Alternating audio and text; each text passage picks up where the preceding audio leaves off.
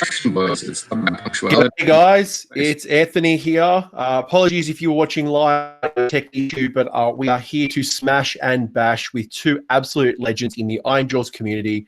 First off, we have Brogan, the man who beat me at CanCon, and I cried, and I went to my little bag and got some salt and you know, hid in a corner for a while. But Brogan, good to have you on the channel, mate. How are you? Yeah, very well. Good to be here, guys. Thanks for having me on. And for anyone who doesn't know who Brogan Clark is, Brogan, do you want to introduce yourself? Yeah, so I've been a hobbyist for about 22 years. Worked for Games Workshop for a good 13 of those. And yeah, just love my gaming. Play regularly with the D3 crew, which is these boys. Whoop! Here. Sorry for a nipster. Yeah, play with them every week and just love my gaming. Shout out, those boys are incredible. I enjoy playing with every single one of you guys. Yeah, not a bad sport amongst you guys. And ever since I've known you, I think you've always played Ironjawz. Yeah, look, most recently I've been playing competitively with them. So that'd be about 6 months. A little bit of the build up towards CanCon. Honestly, that was just hobby for me. But you know, name a system, name an army that I haven't played. Yeah. I'm a big hobby butterfly. No, it's great to have you. And for people who probably have seen on this channel before, a man who may not need more introductions than this guy. I'm pretty sure I butchered my words just then, but it is Ham Solo, or Ryan Shanks. How are you, Ham? Yeah, good, thanks, man. How you doing? Good. What's the story with Ham? Why are you Ham and not Ryan? I just like, I don't know. That was the name I used. I used that name online, and yeah, I just started using that name, like Ham Solo. I just like that name. So I just started using it, and it stuck. So, mate, my forum internet name for about 15 to 20 years has been Mr. Charisma, which is based off a both Dungeons and Dragons and a Frenzal Rom song. Cool. For any Aussie punk legends out there. My old back in the day Yahoo account was Magrot Great One, but I don't go around calling myself the Great One. Yeah, I don't know. I just like, yeah, people just know me as Ham. Like, I don't know, just crazy. And for people who don't know who Ham is, who are you, sir? Oh yeah, so I paint a lot. I play a lot of AOS. I do a lot of commission painting. Yeah, but I've been playing AOS competitively for probably about like a year and a half now. Loving it to bits, but like I've always been in the hobby, like ever since I was a kid. You know, I got the Warhammer Quest box set, you know, into Hero Quest, all that sort of stuff. So that's where it all started for me. But yeah, just in and out of the hobby over the years. So yeah, but yeah, real passion is to paint, but just, and orcs too, man. Just something about orcs, like they're just oof, they get me. So we've got Brogan and Ham, who are some of Australia's best, and I think Brogan, do you hold I think one of you hold the badge. I can't remember. Not me. Yeah, currently I hold it. I wasn't aware of this until the Joshster himself let our group know a couple of weeks ago, so I was chuffed with that. And there you go. Means he's best the Ironjawz player in Australia. Yeah. So let's get into it. As Doom and Darkness would say, light the fires, kick the tires. So you guys have been playing Ironjawz for a little bit now. What got you guys into Ironjawz? Like, why would somebody pick up this faction, and what drew it to you guys? Ham, I'll throw it over to you first. What drew you to the Ironjawz? Well, I used to play orcs in 8th edition fantasy. So I had the old school orcs. I had, you know, orcs on chariots, goblin wolf riders. I had, you know, bunkers of night goblins, all the fun stuff. I had Mangler squigs, and in that edition is, you know, if something bumped into them, they just died straight away. Like, but that's sort of where it all started for me. And then I when it all changed over to AOS, I sort of dropped out, and I didn't sort of like where it was heading. And then it wasn't until a couple of years later, I picked up Nurgle and, you know, started playing AOS again, Beast Claws as well, played a bit of that. But a mate was playing it, my mate Rob, and I just love versing them. Like, it was just such a cool army, because, you know, no matter what you did, you were always going to take some damage somewhere. Like, you know, you always have to do your engagements properly, because if you lost too much there, you'd lose the whole squad, and it'd just chain over, and you just lose everything. I don't know, just like the way the army played, I guess. So yeah, ended up picking them up at the start of this year. So and I always love that Ironjawz is what it says on the box. Like yeah, literally what you see is what you get. There's no surprises, and I love it for that reason. Brogan, what drew you into the former Black Orcs? Yeah, first and foremost, man, the models. They are the former Black Orcs, but they are so much cooler. There's a reason the Black Orc is the grot of this army. Yeah, well said. Well said. They're beautiful models. I've got a maw-krusha behind me somewhere. I love them. I think they're beautiful models. That's good. I played Orcs for 40k for a long time. I like Orcs because they're dumb and fun. I had like this crazy Jurassic Park thing, 40k Orc army, just dinosaurs and Orcs. This time around, I based it on the Warcraft theme. I thought I'd steal from Blizzard because Blizzard had stole from Games Workshop for so many years. It started as a bit of a joke. It started looking real cool with the color palette, and yeah, just miles of inspiration. Lots of fun to play with and paint with as well. No, they're a beautiful army. I don't want to say they're easy to paint. They're certainly they are simple as complex as well. So you can kind of pick. They're probably beautiful for contrast paint as well. As much as there's so much detail and like I think there's a guy in New Zealand, Sloan, who's done checkered kind of armor painting. It looks incredible. Yeah, and like you can use any techniques on them. So your airbrushing is good, your contrast is good. I have airbrushed most of mine, and the brutes and the piggies, they're big enough to pick out the panels with the airbrush, and that's what I loved about them. So.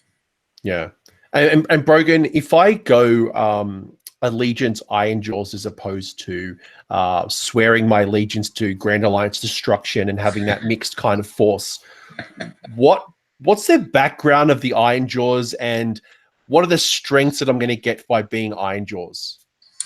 So, background-wise, I've always seen them as greenskins with a twist. Greenskins are nomadic. They go where there is war, and that's what the Ironjawz do as well.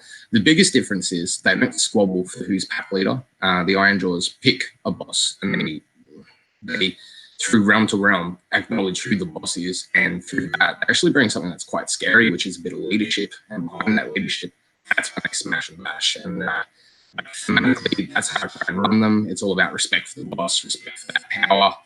I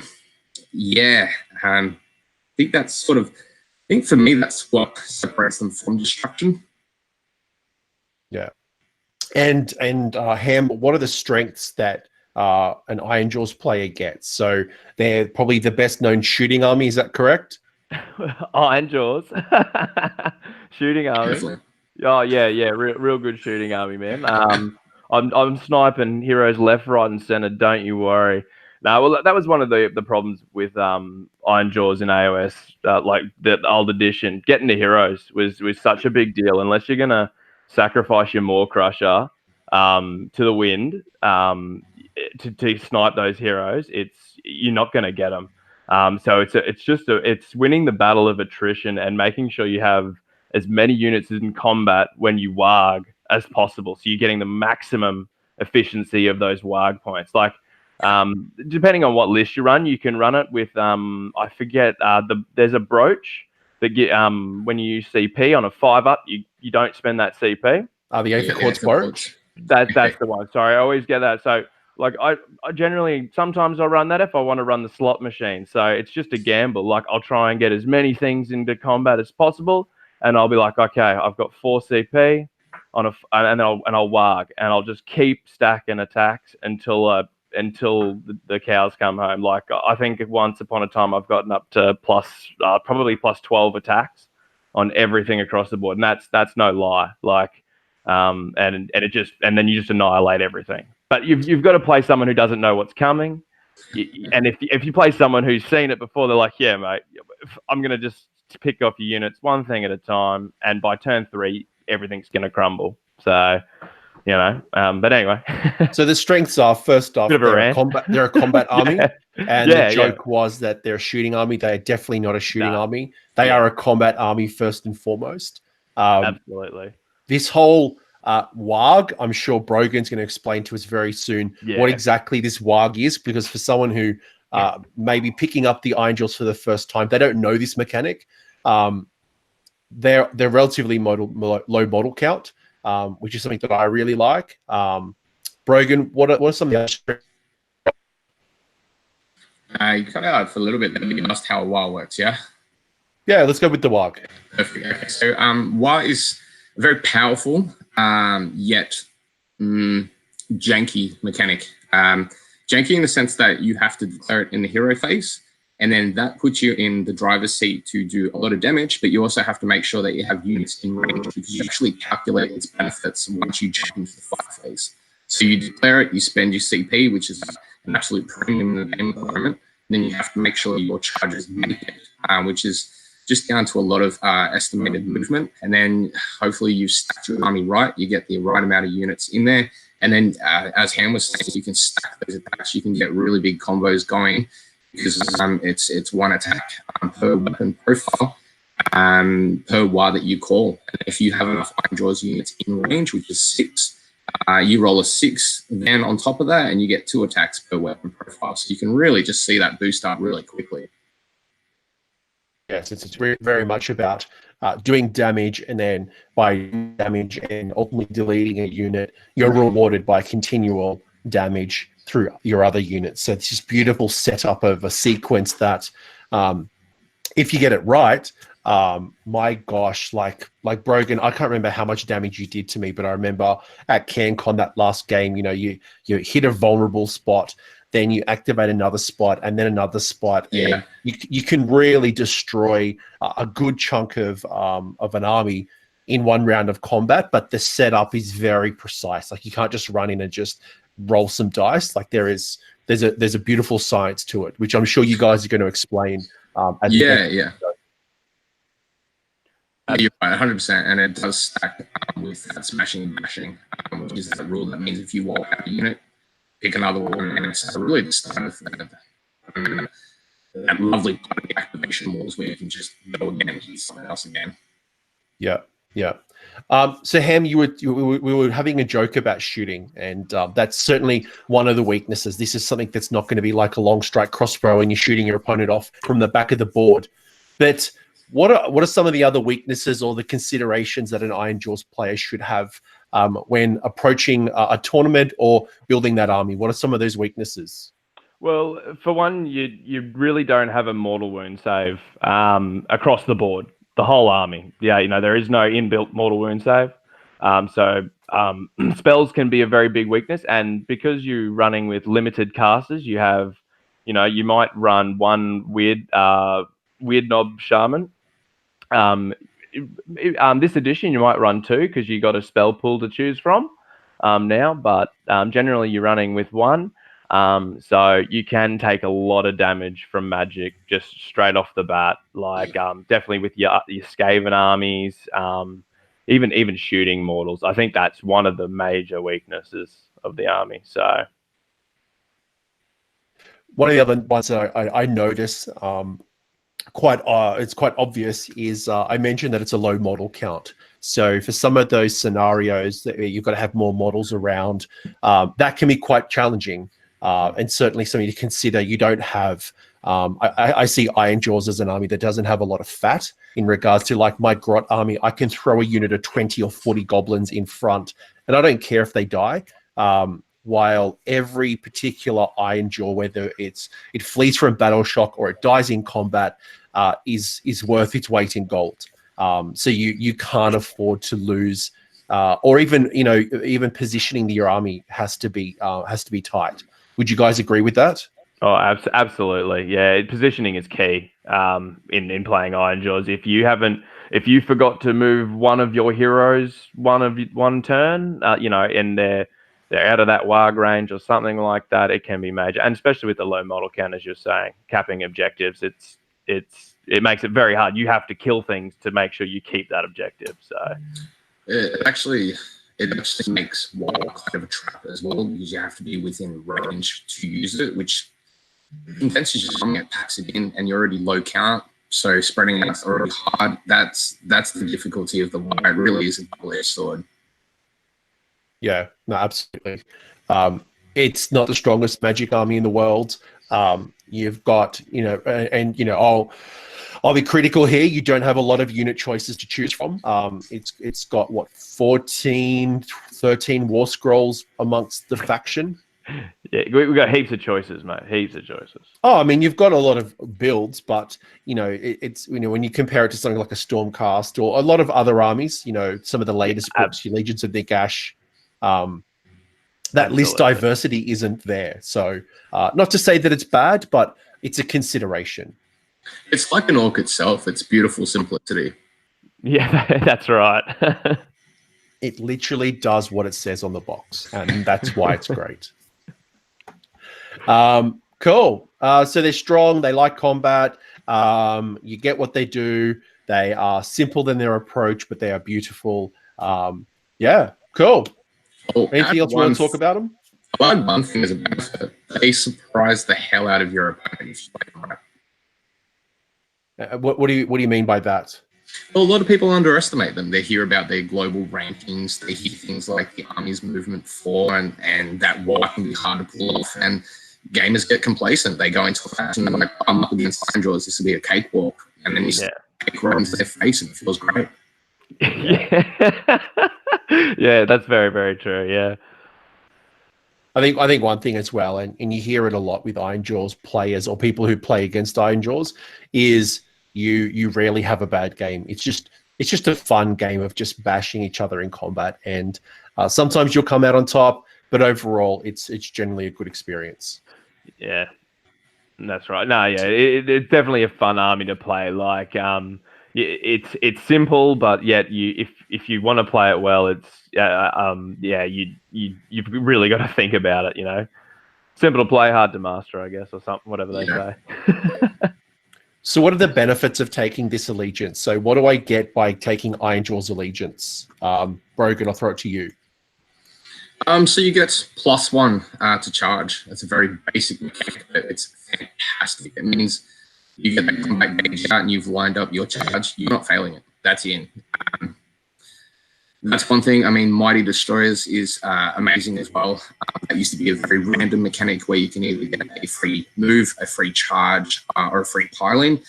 You can now spend them and guarantee that it's not a random dice roll anymore, which means you can actually be tactical about how your army performs. Yeah.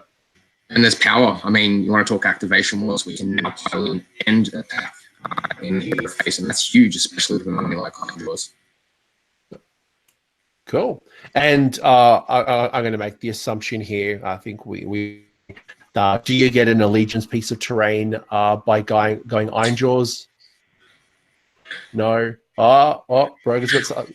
You get one piece, and you have to take a mega battalion. Here's one I have prepared earlier. You get a realm gate. One realm gate. So you can get the allegiance terrain piece if you take a particular battalion that we'll talk about. But there is no Loon Shrine. There is no terrain piece that comes with your faction. Yeah. Do you get any sub allegiances? So Stormcast have chambers, Daughters of Cain have temples. Is there these sub factions within Ironjawz? No, there isn't. No, we don't have any of that. So we just got some new toys. So it's simple, it's clean, it's what it says on the box. So let's get into list building. Sorry, what were you gonna say, Brogan? Sorry, I was gonna say you get real close to it. They had a crack with it with the battalion, so you can either go Bloodtooth, or you can get Iron Suns, and that's how you can get that like chamber-like flavor to your army. And with that, there's lore built in as well, so it's kind of a proxy chamber system. Yeah, that's it through a battalion, right? That's right, from the yeah, so it's not a free thing that comes with the allegiance, but know that you can build around it. Speaking of building around it, when you guys are building an Ironjawz list, where do you start? Now, some people build from a battalion, some people build from a hero, or even a selection of their battle line.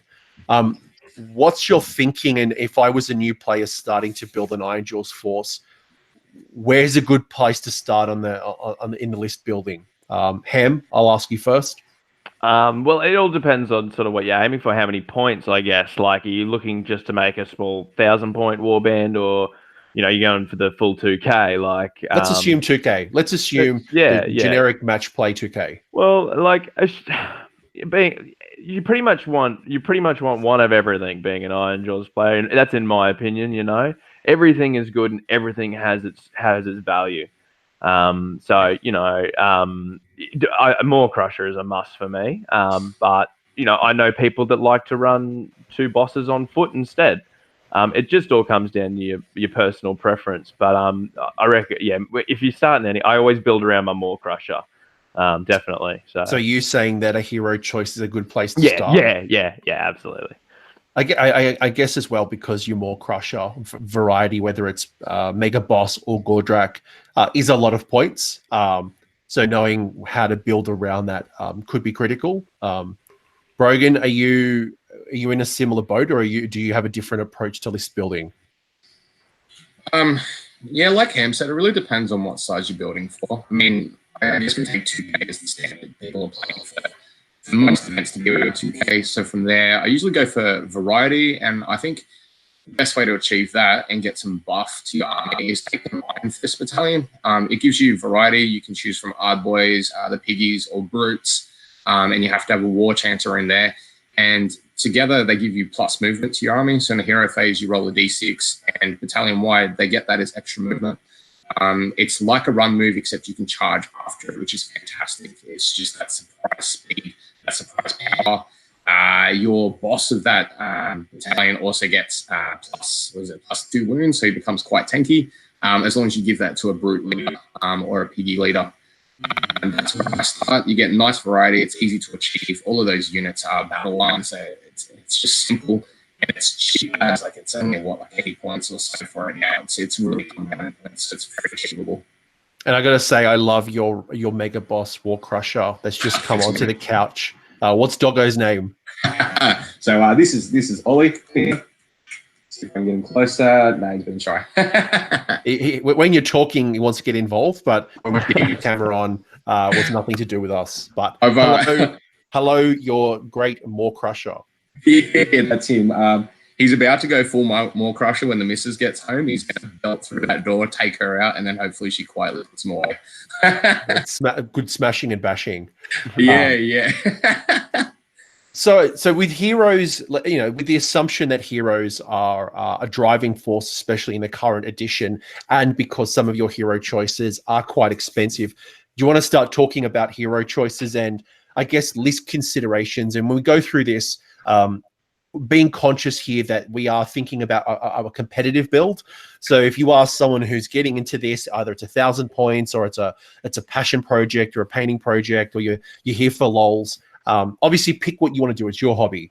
But if we're going to do well at a tournament, where do we start and how do we kind of think about our units? So where do you guys want to start? Do we want to start at the maw-krusha / actually, let's start with the special character, your one and only unique character, which would be Gordrakk, the Fist of Gork with his maw-krusha.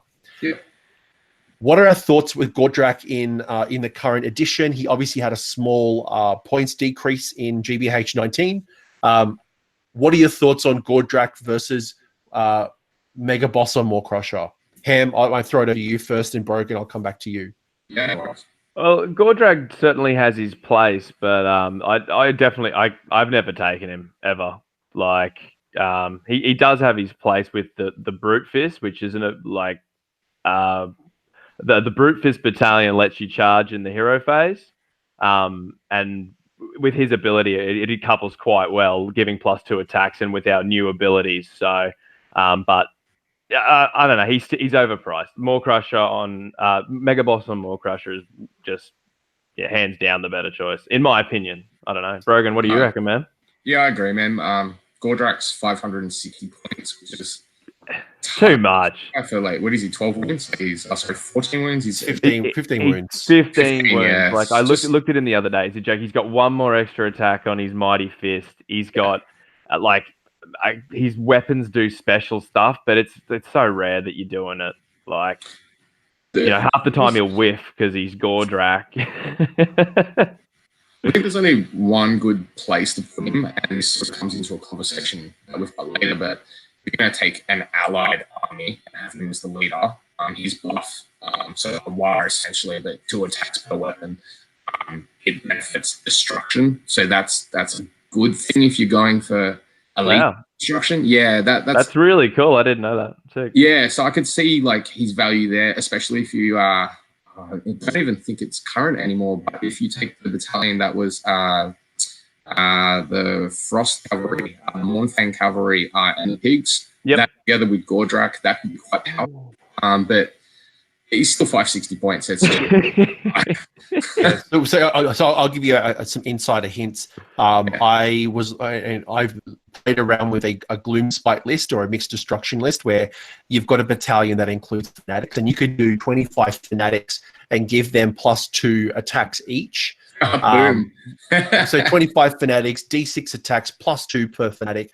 It's going to absolutely annihilate. But as you said, it's 560 points, and that command ability is once per battle. Yeah, you got to line that up.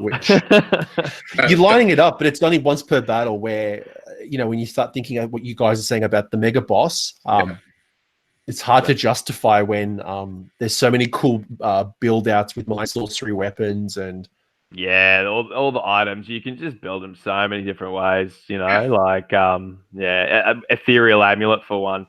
Give a maw-krusha ethereal amulet. If they don't have mortal wound output, good luck killing him now, because you just use a CP to reroll 1s or mystic shield him. And give him Ironclad. That just changed to be mystic shield. Sorry, what was that? Give him the command trait Ironclad, which is reroll 1s and he saves that with ethereal amulet. Oh yeah. Yeah, that's what every zombie dragon wishes was magic. It's pretty good. Yeah, look, I think before we move off Gordrakk, I like Gordrakk. Yeah, it's all right.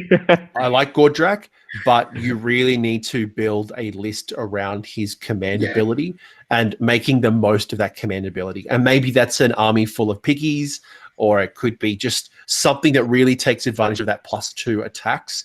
Otherwise, I don't know if he just has the point value. Yeah. That's my personal opinion, as much as I love Gordrakk. Yeah, really gimmicky, I reckon, for his points. But So let's talk about the maw-krusha, the mega boss generic one. So we like this one. Is this a good one? Yeah, I really like him. He's really cool. Oh jeez. Look, depending on how you play him, you can either play him as a buffing piece. So as I was saying before, you use the brooch and you keep him behind your army. And you send everything else forward except for him, and you just keep him at the back and waagh and stack attacks with his waagh command ability, because he's got a different command ability. So how it works is he counts up the units within 15 of him, and if he has, and he has to roll under the number of units within 15 of Ironjawz units. If he has 6 or more units within 15 friendly units, on a roll of a 6, you'll get +2 attacks. So that costs 1 CP to do that. So I hope I explained that well, because it's a bit funny. I always have trouble explaining it to my opponents. So if I was very new to the game, what's the easiest? Because it is a bit of a wordy command ability. Absolutely. So what I would do is I would look at my maw-krusha on the table, and I would pull out my tape measure 15 around him, and I would count up all my units within 15, including the maw-krusha. If I had 6 or more units within that radius, I would know that on a roll of a 6, I will get +2 attacks. Yeah. Okay. Anything else below that, I've got to roll below that number. So if it's only the maw-krusha there, I've got to roll a 1 to get plus attacks. All that CP is wasted. Yeah. That better? Yeah, no, it's good. That's good. It's a lot to take in. Yeah, it is a really great ability, but yeah. So like you can see its downfall when you start losing units left, right, and center, and you've saved up CP for 3 turns beforehand, but then you've lost all your key units. Then you're pretty much spending CP on nothing. You might as well throw it away. That's the downfall with orcs, because it's all about timing and all about positioning. But yeah, the maw-krusha is just absolutely fantastic. You got any thoughts on it, Brogan? I love the maw-krusha. I also keep mine at the back. Keep mine in bed at night. Yeah. No, I keep him at the back because as powerful as he is, and he's got some really good abilities for killing stuff, his true power is buffing your Ironjawz army to hit as hard as they can. And if you're rushing him off, or if you've got him on a random flank where he could be powerful on his own, you're just wasting the ability to buff your whole army and give them all plus attacks. Yeah, no, that's fair. Some people I've seen actually run 2 maw-krushas. What are our thoughts on running a double maw-krusha in our 2,000 points list? Is that too much? Or 2's a trap, 3's where it's at. 3? No, I was joking at a tournament on Sunday or Saturday about it, and yeah, some dude said that. That's a mate that runs 4. That's a maw-krusha. That's a lot of more. That's a lot of maw-krusha. A lot. I do want to call out my favorite and often forgotten about feature of the maw-krusha, and that it's flies. Yep. I think when you look at the model, don't really think about it flying. Maneuvering it, guys, correct me if I'm wrong, can be quite challenging because it has one of the larger bases in Age of Sigmar. It's like I could put my dinner on that plate size. Yeah, it's very big. The amount of times I've gone to charge, and like when I was first starting out and being like, oh, don't end within half an inch. Yep. Like I don't make that charge. So, you know, he can be real problematic. That's why, as Brogan was saying, he's better as a buffing piece, because if you're trying to get, and then he can just, you know, when he'll see the opportunity, he'll go out and smash that, you know, but you just keep him tucked away nicely at the back. So yeah, what do you run on your maw-krusha, Brogan? What item? I keep it pretty basic, but I just run the miasmatic blade for -1 to hit. Because I think he's good enough, but his weakness is just the amount of wounds and a 3-up save. Like a 3-up save's good, but there's so much to like just taking random damage, you know. Like I've been hit with 5 Chaos Knights. Oh, 8 damage. It's like what? Like how do I just fail all that? Like yeah, exactly. Yeah, and like how did they hit their Chaos Knights? yeah. For miasmatic blade, it's -1 to hit in combat. It's also -1 to hit with shooting. That's just really, really solid, just to keep them alive for a bit longer. Yeah. So I guess protect your cabbage. It's not invincible. The 3R 15 or 14 wounds looks attractive, but it can go down pretty quickly. So pick your battles. But I'm glad that you guys said it's an include, because I definitely would have 1, if not 2. You've got some other hero choices. You've got an Orc megaboss. You've got the Warchanter and your weirdnob. So let's talk about the megaboss on foot. Is this something that's valuable in the army, and if so, why? Absolutely, Brogan. Like you take it. Man. Brogan's doing the thumbs up. He's like, he's been waiting for this moment. Oh, yeah. Man, he is my absolute favorite, because people are like, he's a 4-inch move. He just won't get there, and you know what? He won't. Aim as a guard dog, have him follow around your maw-krusha or something real juicy, and you watch like a Earthu appear from the woods, come out with your maw-krusha because he's going to, and then he turns around and just belts him off the table. He's unreal for that. Yeah, I've had him kill tree lords at the dirt on foot. He is a 140 points. He's a 3-up, 7 wounds, 6 attacks, hitting on 3s, wounding on 3s. Neg 1 for 2 damage, but because you run so many, well, I normally run a lot of battalions, you'd give him a destroyer artifact for +1 weapon damage. So on a waagh, he could be +10 attacks, neg 1, 3 damage. Like I've seen him take out 30 clan rats by himself. Or what's the wanderers with the double blades? Oh, I forget what they're called. Ooh. Blade Rangers? Blade Guard, yeah, the Blade Guard. He took out 30 Blade Guard by himself as well. Like, he because people don't expect it, because like they'll charge you and then you'll be like, oh, well, I'm wagging, because you can, waag in their turn and it'll just follow down the line. And if he gets to attack, watch out. Yeah, I run mine with the Sword of Destruction, because I've got the Realm of Shadow. And Sword of Destruction is like roll a 6 and burst into D6 mortal wounds. On average, you're going to score 1 of those. If you score any more, man, it's a party. Like, watch the big monster or hero just zap off the table. It's really and then once he does that to a hero or monster, he also gains wound and gains extra attacks. You're like, oh, now my odds are getting better to roll those sixes. I had a game at Sydney Slaughter where I got through 4 or 5 heroes or monsters, and this guy was just unkillable by the end of it. Holy, that sounds awesome, dude. I might have to give that a go. Like, there's just so many ways to run them with the items that give it versatility, but I guess we've had to learn to do that because we haven't had that much. You know, we haven't had that. We've had the Milan sorcery items, so, you know, finding these new ways to run it's been, yeah, it's super fun. Hearing Brogan talk about the way he plays, it sounds like really cool. So I'm giving all my tips away. yeah, give them to me, baby. I'm coming for your badge. Oh, mate, next 20, no surprises. I'm in trouble. Don't think that's going to happen. No. But again, probably similar question is: do we just run one of these, or is it so good that we should probably do 2? Depending on the list, like 2 can be valuable in a brute heavy list because another ability that we forgot to talk about was that within 6 inches brutes reroll 1s. Yeah. So that's also helpful. 5 inches. Oh, is it 5 inches? It's 5. Oh, yeah. Oh, silly me. But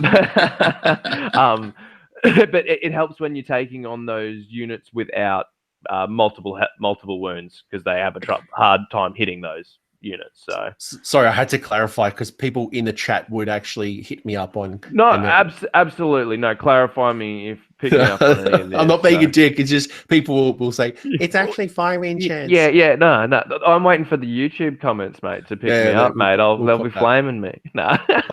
War Boss is good. I'm actually really happy to see more of these on the table. In the older style, I don't think we saw enough of the mega boss on foot. I think it's kind of had this renaissance, especially as malign sorcery has brought in some nice little artifacts, and it's a really unsung hero. And he just looks so cool, man. Like that the model itself is just a fantastic model. I love it. Like I've made a Nurgle demon prince out of one. Yeah, I've got 2 myself. Like they're just so great for anything, you know. Anyway. Yeah. Speaking of models that I really like is the Warchanter. There's something about him holding up his 2 little bones and screaming at Gork or Mork. What do we think of the Warchanter? Brogan, I might throw it over to you this time. Yeah, I think he's one of those auto-include pieces, if not take 2, take 3. His buff of +1 to hit for a friendly unit within, I think it's 10 inches, 12 inches. That's amazing and it's stackable. So if you take multiple chances, you can get your brutes to hit on a 3-up, to hit on a 2-up, to hit on a 1-up. People can debuff them and they don't care. Yeah, I think it is 10 inches, the range of that one. Yeah. I just had a look. Yeah, no, those things are invaluable. Like the amount of times that, like one game I've played one of my friends and I've buffed the appropriate pieces with that +1 to hit. The next game I haven't, and it's just I could just tell the difference in the games. He is an invaluable piece, as Brogan was saying. If not 1, 2, 3, like they can be very, very good cheap heroes as well for capping those objectives for your duality of deaths, and your places of arcane power. Like if you can sit them on in a bunker of Ard boys, you know you'll be laughing. So yeah. Do you think it's as invaluable with a piggy list? So you got your gore-gruntas? There you go. Yeah. So if you're taking a lot of pigs, probably not. You're probably only going to be taking 1, because they just won't keep up. Like if anything, I'd really wish they gave us a dude that +1 on pig. That would be fantastic. But yeah, he's just too slow because he doesn't benefit. I think he benefits from the Iron Fist. Does it? No, he doesn't. Excuse me. Yeah, he gets that Iron Fist move. So if you're running lots of bodies on the floor, good choice to have in your army. If you're running a piggy unit, it's probably a bit hard to keep up with the brutes. With the gore-gruntas. That's right. If you're flying into their face with a gore fist, and your maw-krusha straight up the middle of the board, you definitely. Yeah, he's going to be useful turn 1, if that, you know. So, But still, then you can use him to cap, so he's still valuable. Like, Yeah. I don't know. It sounds like he's an auto include in any list to me. Brogan auto include? Yeah, 100%. Yeah, I was running one since I've been playing Ironjawz with the points reduction through the latest handbook. I found myself with 130 spare points, 80 and I was straight into another one of those, and 50 points for a CP. So, yeah, I like him. Yeah. And finally, your last hero choice would be your weirdnob shaman. So this is your only spellcaster in the army, correct? Yeah. Yeah. Yep. And do you have a spell lore, by the way? We do now. You do. So if you're looking just purely at your battle tome, no spell lore, General's Handbook 2019, Mork has blessed you guys with a spell lore. We'll get into the spells a little bit later, but so now there's even more reason to take a magic caster.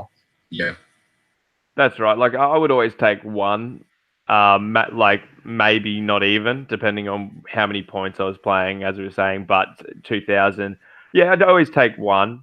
But you can always do things with allies as well. So he isn't an auto include. So. I think as an auto-include caster, you might want to look towards its ally, something like a fungoid shaman, something that generates those CPs, which can actually add to your waagh. I don't really see the weirdnob shaman helping the waagh, which is the main mechanic of the EA, so I actually just don't bother with it. For me, the magic is the axe, the fist, the sword. Do you think, because I know when we played at CanCon, Brogan, you had allied in a fungoid as opposed to taking your own shaman. Now that you've got a spell lore, does that change your thinking around taking a shaman, or do you think that a generation of CP is a better investment than going a shaman? So I wanted the fungoid shaman for CanCon, but I was 10 points shy. There was a points update. Oh, you didn't have it? I thought you did. Yeah, no, I had the cave shaman. Yeah, you would have had the generic cave shaman. Yeah. So I had him in there to run cogs, because cogs I thought at the time was an essential thing for my Ironjawz army, which I saw as quite slow. Since that, I found speed in other mechanics and mega battalions, and yeah, I just think I need that extra +2. Plus, you also give it to your opponent as well.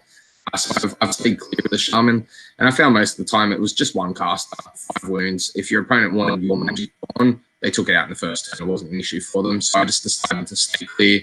I think I heard Matt Campbell talk about his corner and how he doesn't give a damn about magic. It's just one face to not worry about the tournament, focus on other things, and keep everybody strong. Good advice from the winner of CanCon and a very top tier player. Matt Campbell is a legend in our community. Absolutely.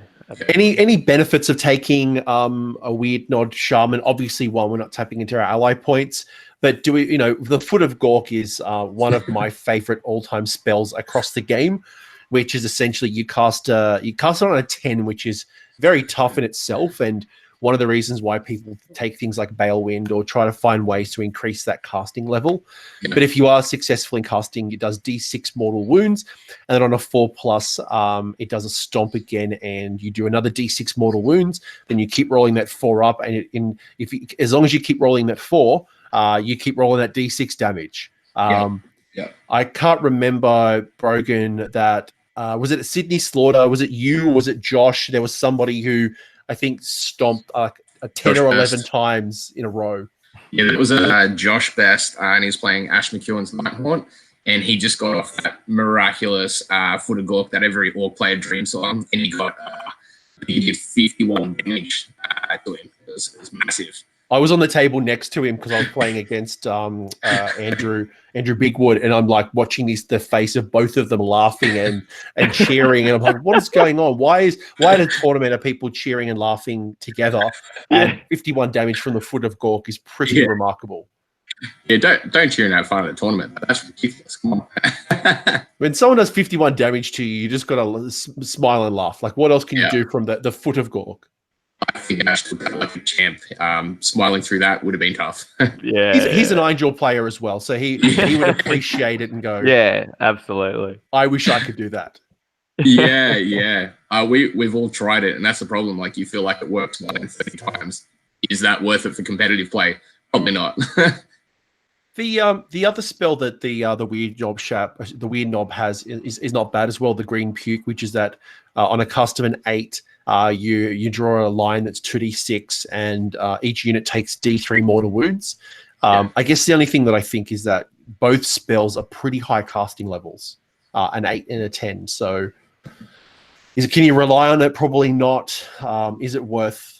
Well, the puke's not too bad. Like, if you're running him, because he's got an ability that the more models within range, he gets +1 to cast. So if you're running him with 20 bodies within 10, he's at +2 to cast. So that's the 8 goes to 6 and the 10 goes to an 8. Yeah. So it's still the amount of times I just go, I thought a gork. Oh, yep, didn't happen. Like, the amount of times I've done that is incredible. Amount of time. You got to build your army around that. Like, you can't. For it to be reliable, you can't just chuck dice at it. You have to stack bodies, maybe run a weird fist. Yeah. So what I'm hearing is that magic is not as impactful in an Ironjawz force. Something you may want to consider is dipping into the ally pool as opposed to going a shaman. But if you are going to go to a shaman, you really want to surround him by bodies, so you get that +1 or even +2 to cast. And unbind, actually, it's a +2 to unbind as well, so that makes life a bit easier for Mr. Weirdnob Shaman.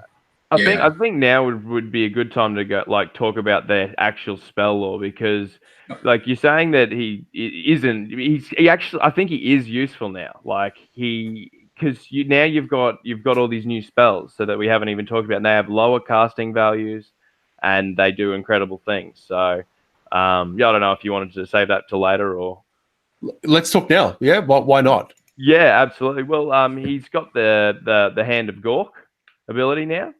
So the big Hand of Gork, I think it's called. So we're not talking about the Hand of Gork that's in the Gloomspite, which is pick up unit and teleport.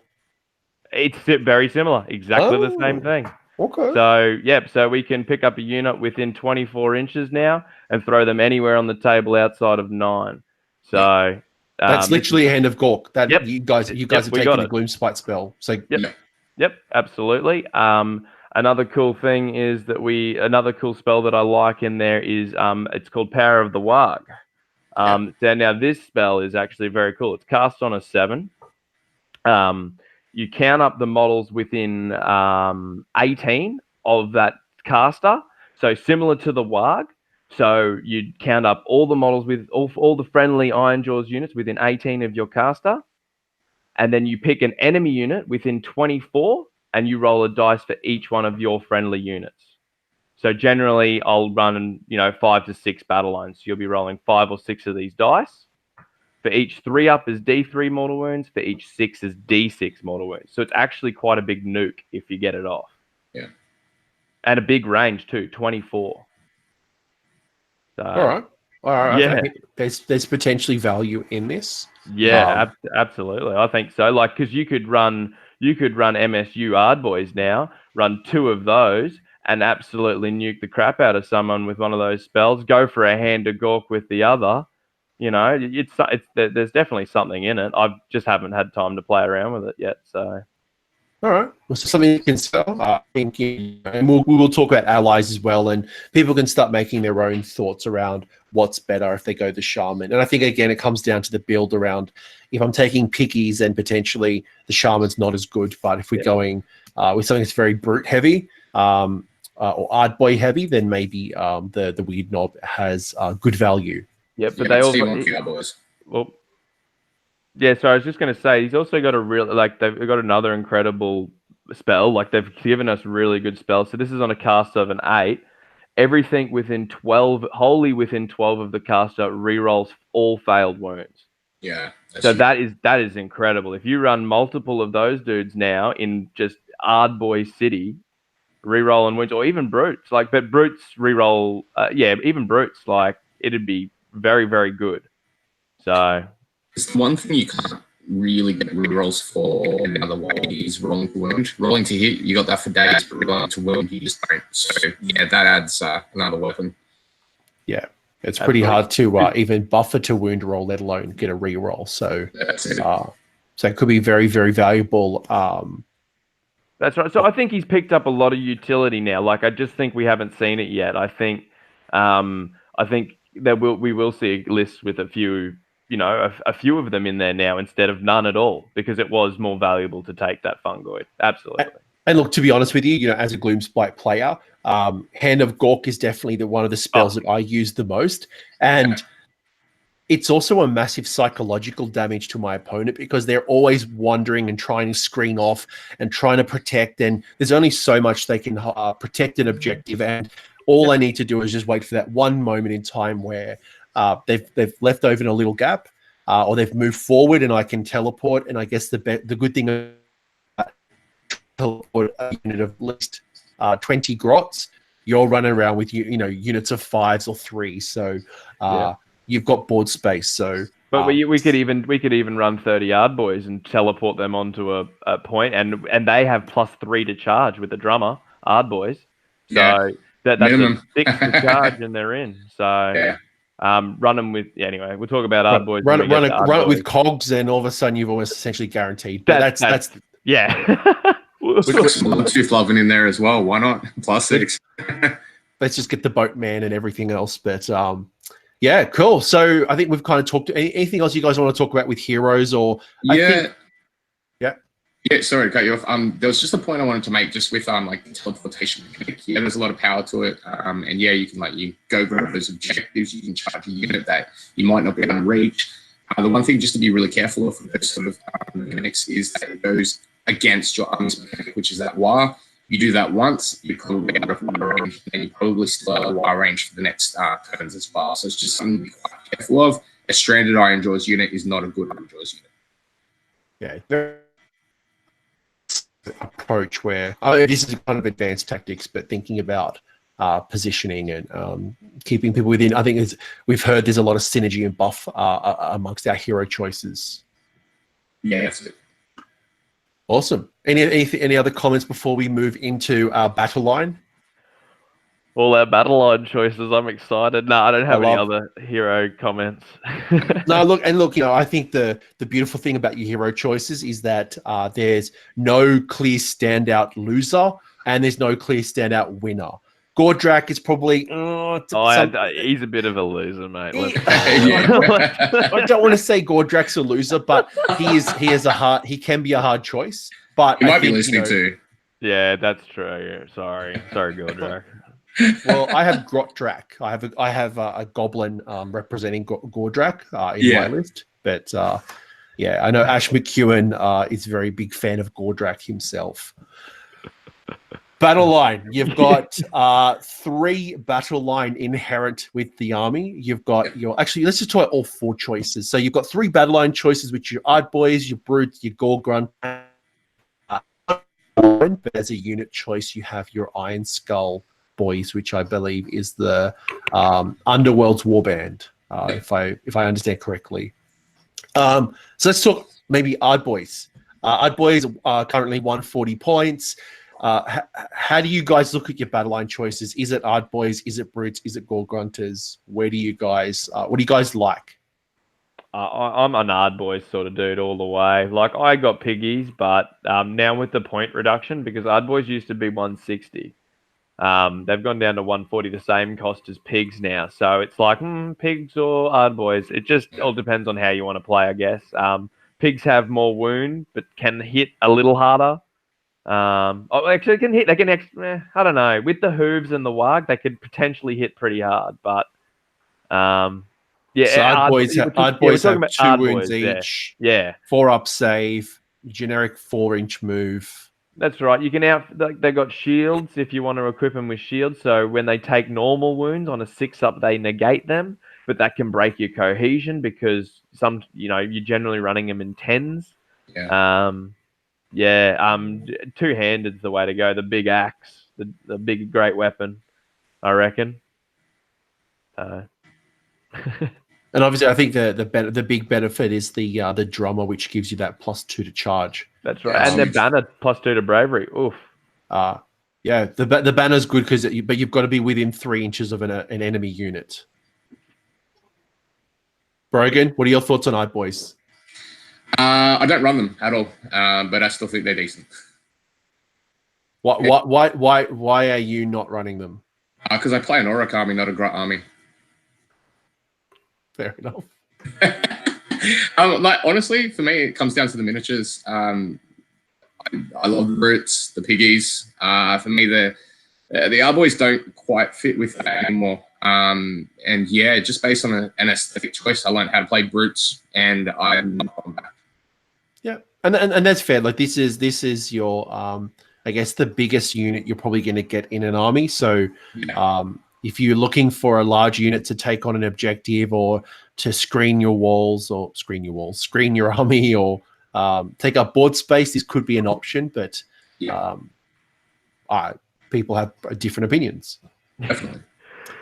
So let's talk brutes then, Brogan. You like brutes? Yeah, you like brutes, Brogan? Talk you about love the brutes, mate. Oh, can't get enough of the brutes. God, do I love brutes. Why? Why do you like brutes? They hit like a freight train. That models wise, they're the best as far as the Battleline choices go. On the table, they hit hard. There's a lot of buffs inside the army that affect them as well. Like for example, the megaboss on foot. His ability is just for them. He doesn't affect the pigs. It doesn't affect the other boys. It's brutes. There's battalions that are themed just around brutes. So like a brute fist, for example, you can get charges that go off in the hero phase that do mortal wound damage. They fit inside any other of those battalions, which then, in fact, go inside the mega battalions, so they're versatile. And just like combat potential, a normal brute's packing 4 attacks, 3 up. Roll damage 1, stack 1 on top of that, and you're seeing some serious dice be rolled very quickly.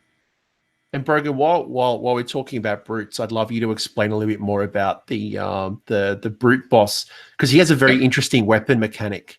I think anyway.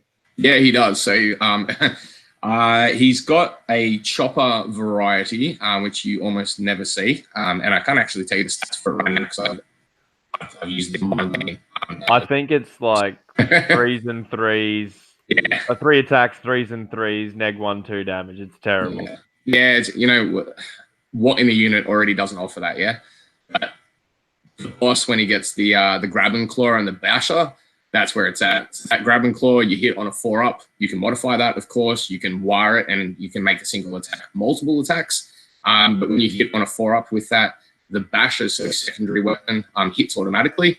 And it's, it's Ren 2, damage 2. And then when the basher goes on top of that, say you've scored a hit, it's now going to be wounding on 3s, minus 2 range, D3 damage. If you stack that on top of the waagh, I've seen him bring down models that have like 15 plus wounds on his own. He is a neat axe.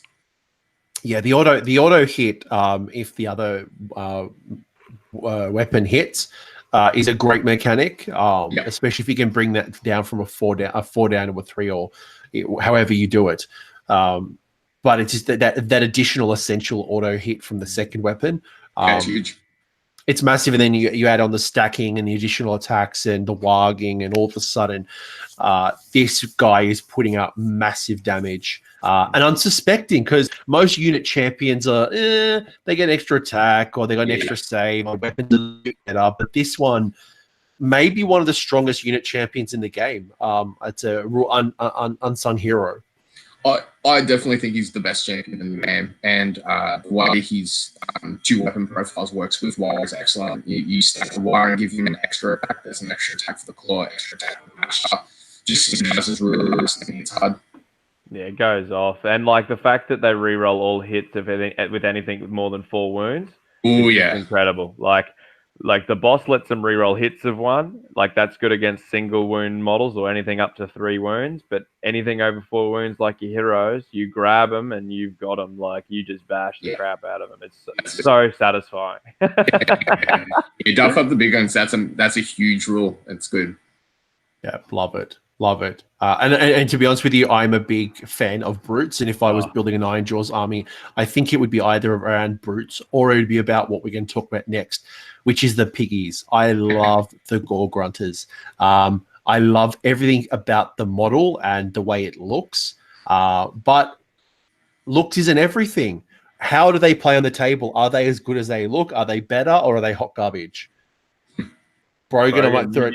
You sound like you run piggies. I run them, but you sound like you're the expert, mate. I don't know if I'm an expert. You know what I mean. I do.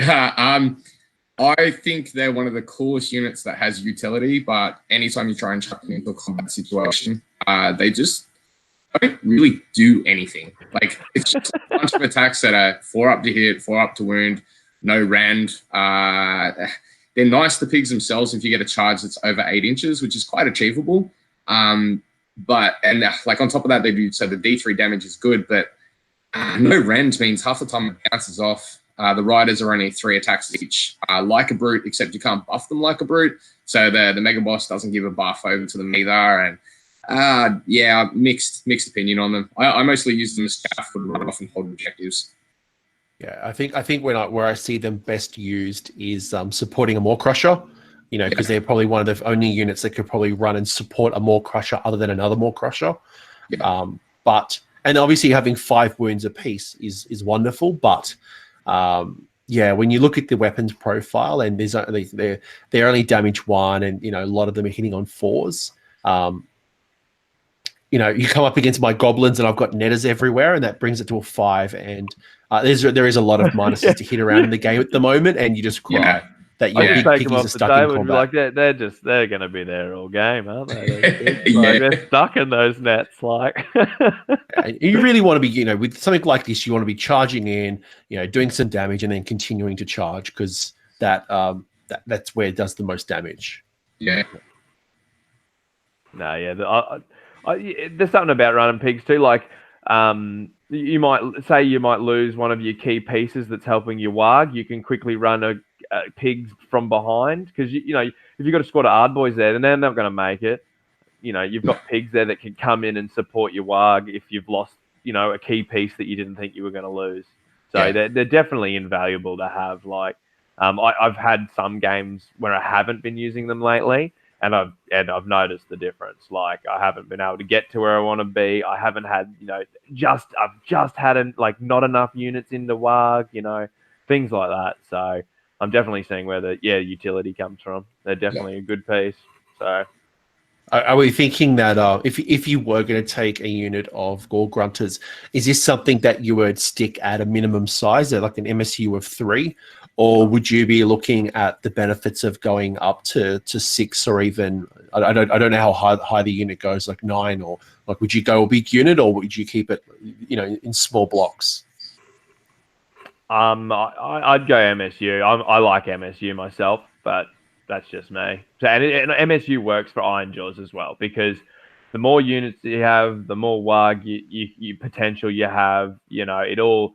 MSU is the way to go. Like, unless you're building around sending a big block of units into their face turn 1 and doing something crazy, I don't know. You just wouldn't do it. So Brogan agrees while Ham dies. Yeah, I was just coughing, man. I didn't want to cough right into the mic. So our viewers, thank you for that. No worries. So there are 3. Anything else we want to talk about with our piggies, or do we want to kind of wrap up the Battleline conversation? No, I just think, as Brogan was saying, they're just like a good overall unit, nice and fast, good at doing a job, which is capping and being units there for wagging, I guess. Yeah. So they don't do too much in combat. Like, they can do stuff, but they're not going to win you a game, from killing something. So if I'm summarizing the conversation, our art boys are good for taking large units and taking up body space around the board. Where potentially really good for something like the Hand of Gork teleport, because of the drummer giving us additional charge. I'm hearing brutes are really good for combat punch, and they have a lot of damage output, and their leader is probably one of the best unit leaders in the game. And I'm also hearing gore-gruntas, while their damage potential isn't as strong as something like a brute. Obviously, they've got a really good movement, lots of wounds at 5 wounds apiece, and can be quite an essential unit to have, either to challenge objectives, support a maw-krusha, or just keep up with the army. Is that kind of like the thinking behind choosing Battleline? Yeah, that sounds about right to me. Yeah, the only thing I'd add is maybe when you're looking at your boys, the big units are good, but you no longer really get a benefit of a horde discount. So if you run those MSU with command points, economically, it's a good way to run them on the tabletop and keep that board control as well. Yeah, good point. Brogan, if I was going to build an Ironjawz 2K list, 3 Battalion choices, what would your 3 look like? Sorry, can you say that, man? Just cut out a little. That's all right. So if I was going to set up a 2,000 point army, what are the Battleline choices that you would take as my 3 mana tree Battleline choices? Brutes, and brutes. And Ham? Brutes. Yeah, it'd definitely be 3 squads of brutes, hands down. I'd always take 3 squads. All right. Sounds like brutes are the hot winners at the moment. Yeah. Any thoughts? Oh, sorry. Go on. Oh, I was just going to say that going back to that leader of the brutes, like hands down, he is just incredible. So yeah, they're just a great unit. And we've said MSU taking lots of small units as opposed to maxing them out is a good strategy in the Ironjawz. Yeah, definitely MSU, but MSU with a small mixture of like one maybe weighty unit that can really kick off the smashing and bashing. That's when you take advantage of MSU the most, I think. So like a unit of 10 brutes, for example, that has some Warchanter stacks on it, get back to smash a really juicy target that you can actually eliminate and then have it roll on. I got a question, Brogan. Do you use your 2 like the 2-inch reach brutes for your 10-man squad? Would you? Yeah, 100%. Yeah, I've just painted up some like I want to try. Yeah, do it. If you don't have the 2-inch range weapon, they suffer from that 40 base like Stormcast syndrome, where like half the time you just knock in their attacks. Yeah, maw-krusha syndrome. He can't. He's so bad. Oh, but just while I forget, maw-krusha has a 1-inch range on all his weapons. It's just watch out. That's quite sad. Yeah. Oh no, the maw-krusha, the boss gore hacker is a 2-incher. Oh, no way. The boss gore hacker is 2, but everything else. That's not because you got to. So it depends on how you arm him out. I go chopper and rip-tooth fist. All right, so they're all. Well, you chose the 1-inch then. You have a choice of going 2-inch. Choose the other one. It's terrible. I don't know. You guys are the experts.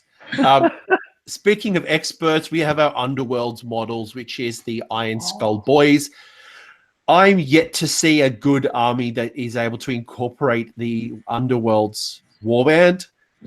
Is this worth including in a list for 80 points? I want to try them, but I haven't. But is there any incentive? No. You don't reckon? Like, it depends on. Nah. Go on. I want to see some positivity about them. Well, like, so I think they have a 5-up invulnerable.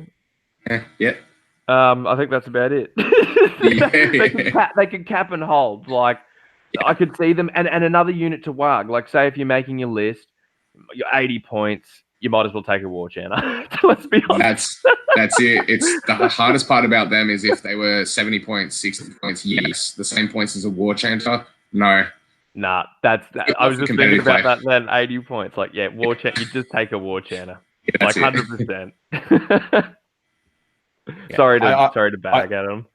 No, that's fine. I haven't seen a really good one integrated yet. I love the models.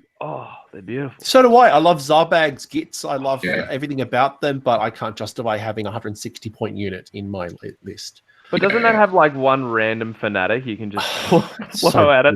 It's so weird. I want to do that. That'd be weird. There's a wizard. There's like just a mixed bag of nothing. But then they're all individual units, so you can. Sorry, I know we're. No, they're not. They're not. It's 2 units, but that's the Gloomspite chat, and I can assure you right now, when I had the Gloomspite masterminds there, that was not a hot take. So,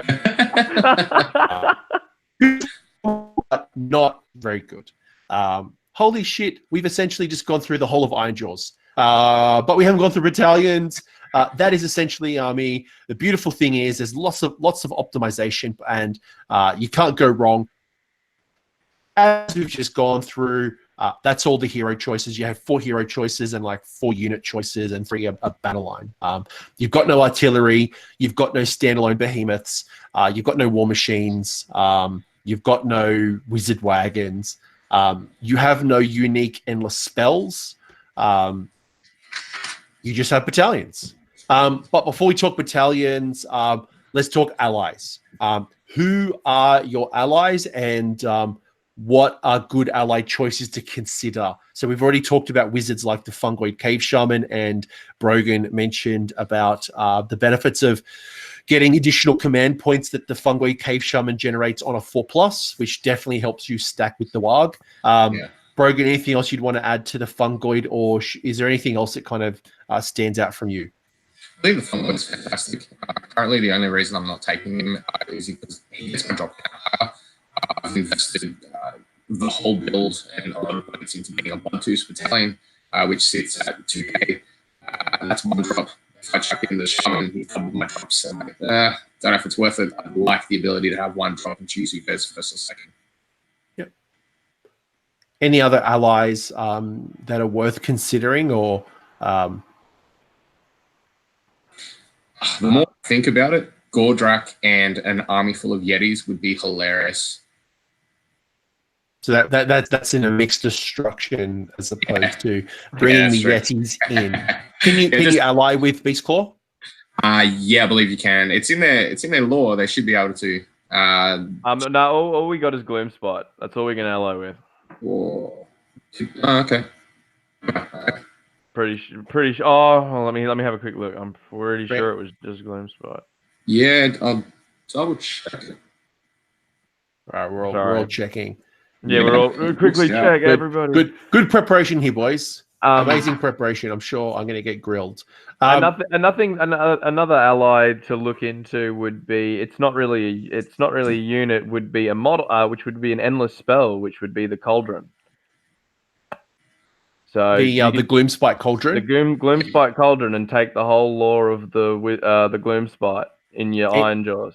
Any particular spell that because obviously prior to the new spell lore, Hand of Gork would definitely be something you'd want from the Gloomspite book. Is there any particular spell that you're drawn to outside of Hand of Gork? Itchy Nuisance, which is strike last. Yeah. So when you're coming up against your Gristlegores, when you're coming up against your Sullen Ashes, you've got at least got something in your bag of tricks you can whip out and slam it on the table. So I don't know. I've been trying it out. I haven't actually used it successfully yet, but it's there when I need it. So yeah, even a big hammer unit making them attack last is just so helpful in an Ironjawz army. Yeah. You're just smashing and bashing all day. I think the challenge that I see with Ironjawz is there's so many great things, and you've got a lot of expensive units to include, that often allies is a hard inclusion because either one, you don't have the points, or you're 2, making sacrifices that makes your army weaker. Yeah. Brogan, any other allies that you would include, or is it? Yeah, I honestly don't bother with them. Picking allies the waagh, I think it's just too important for the overall mechanics of the army, so I go with it. Yeah. I think if you're trying to bridge your shooting gap and you want to play in the shooting phase, you could obviously ally Gloomspite shooters, or potentially something like a Squig Gobber. Do you ally with Gloomspite or Moonclan? No, Gloomspite. It is Gloomspite. I used to take Doom Divers, double Doom Divers with my Ironjawz, but they got rid of them. And they're also Git Mob. They're not Gloomspite. Yeah, but that was old edition, so I could ally them in the old. I'm talking previous edition. I'm so sorry. So that's all right. That took them away. I guess if you want to, the Squig. What are they? The Squig shooters. The Gobbers. Thank you. They're all right, but they don't. I don't think they do enough. You might as well take something else to waagh and attack with. More brutes. Take more brutes. So if you're trying to bridge the shooting gap, you've got some options with the Gobber, or you've got the shooters. If you are looking to enhance your magic, you've obviously got a whole range of casters in Gloomspite as well. Do we ally with Gutbusters, or is it literally just Gloomspite you're ally with? Just Gloomspite. That's all right. Well, yeah. Cool. Keep talking and I'll look. You've got trolls. You've got lots of cool stuff that's in Gloomspite anyway. Yeah. So. I think it's going to be a point of interest within the next couple of months. I'm actually hoping for a while we're getting a new book, because with the FAQ and new handbook, the book's excellent where it's at. But I think they're hinting strongly towards like bone splitters, beast claw raiders.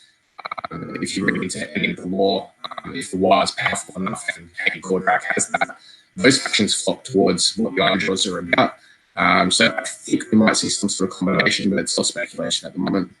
Yeah. It's Gloomspite and the old Uroks. The greenskins. Greenskins, thank you. Yeah.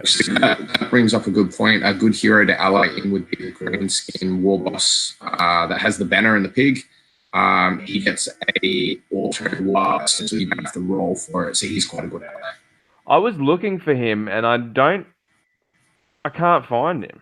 Yeah, I've actually got a suspicion of taking him away with the update. I know he's not a thing anymore. You can't he's all take gone. the banner pig, no. So all you get is the greenskin war boss and the greenskin war boss on Wyvern and the greenskin shaman. And the maniac. Yeah. I don't know. It's like, the weirdnob maniac, because he's and a war doc. What the hell? Why has it got? You can't take bone splitters, can you? No. Well, why does it have that in there? Maybe your app's playing up. Maybe. The rogue idols are a great call from the greenskins. So something to consider. It's a great little buffs hero, wizard casters. It's just generally a strong inclusion if you have Forge World money. And the war boss on Wyvern or Wyvern is not a bad choice as well. But I don't think you need the. I think this is just more crusher money as opposed to like I wouldn't bother. Yeah. So you guys have a bunch of battalions. You've actually got what appears to be 8 battalions. You've got the Ard Fist, the Bloodtooths, the Brawl, the Brute Fist, the Gore Fist, the Iron Fist, the Iron Sons, and the Weird Fist. Yeah. Is this a faction that needs battalions? Do you take one? Do you take lots? Is there any battalions that stand out more than others, or considerations with your battalions? Brogan battalion and looking at an Ironjawz army. I can't go past the Iron Fist battalion. I said before, it's made up of 3 to 5 units you choose. It's boys, piggies, or brutes. Any size, easy to flesh out, powerful, and it gets that bonus movement in the hero phase, which stacks on top of your movement, and you can charge after it, which is just fantastic for me. That relies on charging and getting into combat. That nicely packs into 2 of the mega battalions as well, which is the Bloodtooths and Iron Sons. That's a good call. 160 points seems to be worth its weight in gold when you're increasing that movement every turn. Move. When you roll a 6 that turn one, your opponent goes, oh, I didn't. They kind of get scared because they don't realize. Well, that's if you roll 6s, you know. You can roll 1s for it all, and it's pretty shit. It's usually my game, man. you're like, yeah, my battalion moves hell quick, and you roll all 1s, and you're like, yep, I'm moving up fast. Anyway, sorry.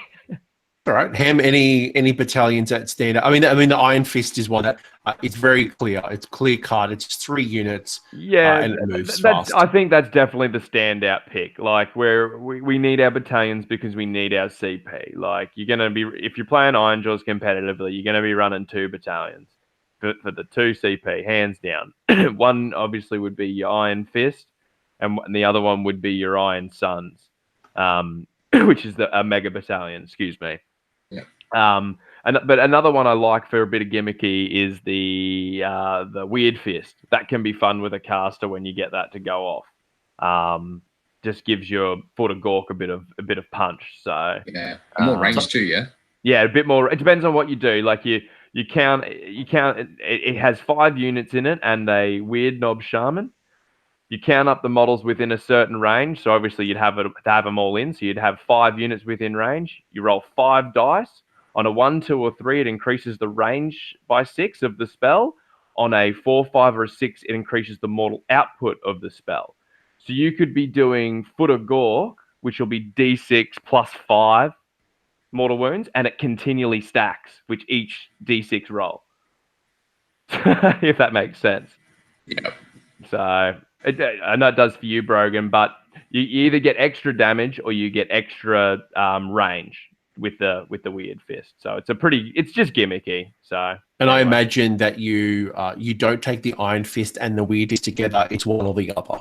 That's right, because we're only running like our units cost so much already. Well, not so much. They're already costly. We're running low unit count.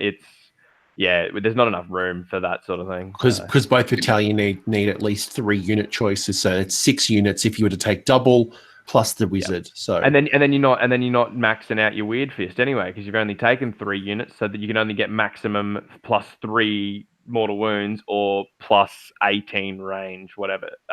18 range. Yeah. So yeah. What about the other battalions that sit in your because there's 2 battalions, correct me if I'm wrong, that sit within your general's handbook, and then the rest of them sit in the battle tome. So the Iron Suns is my go-to, it's the Mega Battalion, and that includes the Iron Fist. So the Mega Battalion Iron Suns, it can have anything else, but it must include a maw-krusha. And Gordrakk as well, or no, just a mega boss on maw-krusha. Okay, and you must include the Iron Fist Battalion within this battalion. What that Iron Suns Battalion does, before the battle begins, you roll a dice, and on a 2+, you're neg1 to hit for the whole first turn. So your round and your opponent's round. And then it also gives an extra D3 wounds and D3 attacks to one of the maw-krusha's weapons. So he'll get an extra D3 health, and then you can plus D3 attacks to one of the rider's weapons. And I'm assuming you roll that at the start of the battle. That's right. You roll it all up before the start of the battle. So, yeah. Yeah, No, go, Brogan. I've been chatting for ages. You go. No, that's all right. Yeah, the fluff behind it is he's been battling, and he's essentially built up to 3 characters, and because he's built 3 characters, he's more powerful now. Love it. Yeah, awesome. Yeah, it makes your maw-krusha so much more survivable when he's got 17 wounds now instead of 14. You're laughing, it's just, and then he runs in and kills more heroes. I think I've gotten mine to 20 health so far, which is I'm trying to get him up there. That's a magma dragon. That's insane. Like obviously he's taken damage. Like he was hurting. He needed that health, but it's just such a great battalion. Just being neg 1 to hit for the first turn, it stops all that stormcast bullshit, drop out of the sky, shoot you in the back of the head crap. Because I'm used to losing my maw-krusha turn 1 to ballistas. Because you outposition him by a little bit, you've got 3 ballistas shooting down at you. There goes your maw-krusha. Yeah. So it just stops all those shenanigans, and the heroes being neg 2 if they're standing next to units. Look out, sir. People don't touch them because it's a waste of throwing dice. And if you can make a turn 1 charge, you're neg 1. It's crazy. So if your opponent runs up silly, you give them first turn. They run up being silly. You can make that turn 1 charge, and you'll be neg 1 to hit. So you'll be way ahead. And that's a great point, man. As an Ironjawz player, if you want to win games, strongly think about taking the first turn. I always go second. There's an option in that double turn, but you want to see where your opponent's going. You don't want to run off into the middle of the battlefield and really knowing what the shape of the battle's going to be. You've got to be a bit prudent with this. That's right. You need to know who's going first, and you need to either take it or give it to your opponent. But you need the double turn. This game is so heavily based on the double turn, and especially with Ironjawz. Ironjawz. You lose that double turn, and the game's over. Like I had a terrible weekend on Saturday. I lost all my games, but it was all down to priority. I set up for the double turn, not thinking. I'm thinking, yeah, I'll get it. I went first. I'll get it for sure. Nah, didn't get it. Like, and if I had have, it would have been a totally different game. But because I didn't, things just start crumbling left, right, and center, and you're like, just take me home, you know.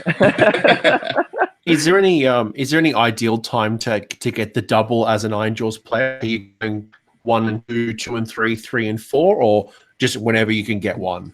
It's definitely earlier than later. Like you 1 and 2, and you 3 and your 2 and 3 is a big one, I think. Brogan?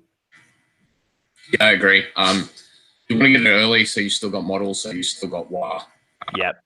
But turn 4, if it's not going well, you're not going to have anything left on the table. If you're doing all right, you're probably going to have one dude out of every squad alive. You know, like you're going to have all your leaders of all your brutes alive, just killing heroes left, right, and center. Like that. It's not a bad waagh, but the best waagh. Yeah, that is the best waagh. Yeah. So.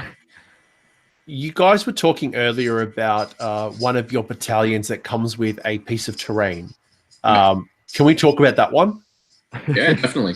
Excuse me. I haven't used it myself, so I just know you get a realm gate and it gives you bloody bravery, but it can be used against you. I don't know. So how? I can't Zanish use it against you by summoning stuff through it, like demons and stuff. Is it essentially treated as a realm gate? Yes. I don't know. Is it? Because if you are putting down a realm gate, the Gaunt Summoner, if it's within range, I think it's within 6 or within 3, at the end of the movement phase, can summon a unit of 10 Bloodletters, Pink Horrors, like the Battleline Demon. But that's specific if it is a realm gate. Yeah. And the rules are change with this particular battalion and the setup of the realm gate. But I know you get that piece of terrain that enables you to get some good stuff. Yeah, that's right. Yeah. So +2 bravery is excellent, especially if you're running that MSU brute style army. It's fantastic. You can stack that with the skewer as well, which is a nice little artifact. Everything within wholly within 18 inches of the hero bearing that gets +1. So we're looking at +3 to bravery. You're looking at units of 5 brutes, for example, or the pigs won't worry about too much because they're bravery 7, but they're not at all. You don't have to worry about expending those command points or having a unit hold. The bravery is going to be done for you. Yeah. Yeah, bravery is a big one with Ironjawz. Like brutes being a bravery 6, which I don't know why they're bravery 6. They're elite bloody orcs, and they're really, really scared. But anyway, yeah, that battalion helps out for sure. Yeah, it's also I was going to say the brute's bravery of 6 is a very it's very poor, and if you lose any to battle shock, that is an expensive battle shock. Yeah, it is. Yeah. Let's say the Bloodtooth also offers +1 to charge and +1 to run. So minimum, my Bloodtooth army is +4 to charge. You want to start stacking that with Ardboys. I don't personally, but you're looking at +6 to charge. Chuck some pugs in there. What? +8. Why not? Keep going. Get just a casual +8. Get the Uber driver. So I guess what I'm hearing, I'm summarizing the battalion piece, is there are some good builds. I guess, as an Ironjawz player, we want to be aiming for it two ideally, and that is often driven by the requirement of the command points and ultimately stacking for that massive waagh. Now more than ever, because you do not have the benefit of buying more than one command point in the new game, obviously outside of battalions. So something like the fungoid obviously helps us generate additional command points, but getting down to a 1-drop or a 2-drop is a really good strategy. Battalions allow us to do that. Obviously, it gives us the CPs, gives us the artifacts. Anything else you guys would say from a battalion point of view, or should we get into a little bit more list customization? I think there's potential in the Ard Fist, but I know Brogan doesn't like Ard Boys, so he probably doesn't want to talk about it. But potentially, you can have up to 5 units of Ard Boys in there and a Warchanter. And you can bring back, I'm pretty sure each one of those units once per game. So just for free, just near the Warchanter on the table edge. So you could run, I don't know, well, you could just run max out blocks, 30, 30, 30, 30 of fives and just keep, oh, you killed that one, oh, it's back. The only problem with that is you got to keep your Warchanter alive. Yeah. So, like, you keep him in the back corner of the table and hope no one gets to him, you know. Yeah. So, Yeah. but then your Ard boys have to come on closest to your Warchanter too. So it's not. But then you have a caster there. You teleport. You pick him up. You throw him at him again. You just repeat the cycle. I don't know. Just an idea I had. That's good idea. Let's test it out and Congratulations. we'll find out. I'm sure from our viewers if it's a good strategy or not. I'm sure they'll tell me. I'm sure, and this is why you haven't given me a Twitter account so people can harass you. That's right, man. I don't want them. No, they're pretty good people. No, I'm yeah. When we get to list customization, because I'm imagining we've kind of ended where we are with battalions, and I think there are some good standout ones. I think ultimately the ones that include 3 to 5 battle line choices is certainly a really good one, as you pointed out as well. The one with the weird knob could be beneficial if you're going around a weird knob kind of magic list, but double battalion is definitely where you want to be. When we come down to list customization, now, if we go Gordrakk, we're clearly not going to get a command trait. But if we're going to go anyone else, do we get command traits? I'm assuming they sit in a general's handbook. And if you do, which are the ones that stand out for you and where are you putting it? I'll let you take this one, Brogan. I want to hear what you have to say about command traits. I've been using Ironclad this whole time with the revision, so we got the change to the reroll ones, Phoenix Shield. Before it was ignore the first point of rend, which is just great with 3 up, save maw-krusha. I enjoy that. I like to stack that with, for example, Mars Medic Blade to just make it even harder to hit them and then harder to get through that armor. Now I'm looking to maybe use an Ethereal Amulet and just have that be a 3 up in my range rerolling ones. Yeah, I can vouch for the Ethereal. I've seen him go up against a block of 20 Sequators and walk away with 3 wounds, not even. I've seen him I've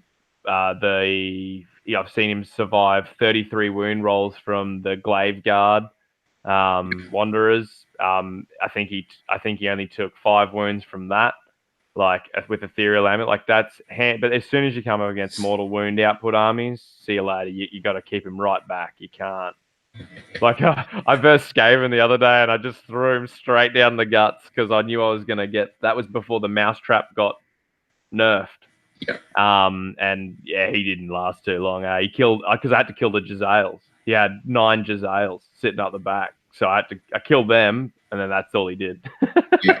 So just to clarify, we're talking artifacts here. We're not talking command traits. Yeah. Sorry. No, that's all right. Just in case someone's like sitting here trying to like build their list and like Ethereal Amulet. Where is this on page 103? Yeah, that's my bad. I comboed it real hard there. That's fine. Just for anyone who's new, who are trying to follow along. Of course. And we'll get to artifacts in a minute, but back to command traits, just so our people who are building, you've got 6 choices. You've got hulking, muscle bound, brute, live to fight, brutish cunning, bestial charisma, prophet of the waagh, and ironclad. Brogan, you said ironclad is a good one. I'd say prophet of the waagh is a sick one. That's really good if you're looking to use your maw-krusha as more of a buffing piece. Even just it's just being able to reroll for that 6 is incredible. The amount of times that I've rerolled and gotten the 6 plus 2 attacks, and it just changes the game. Like, it's really good. Yeah, I think prophet can show up some weaknesses in the army. One of those weaknesses could be the ability to not be able to split up. So split means you get less of that waagh. So this is a more reliable way to get that waagh because you get the reroll of the dice in that particular mechanic.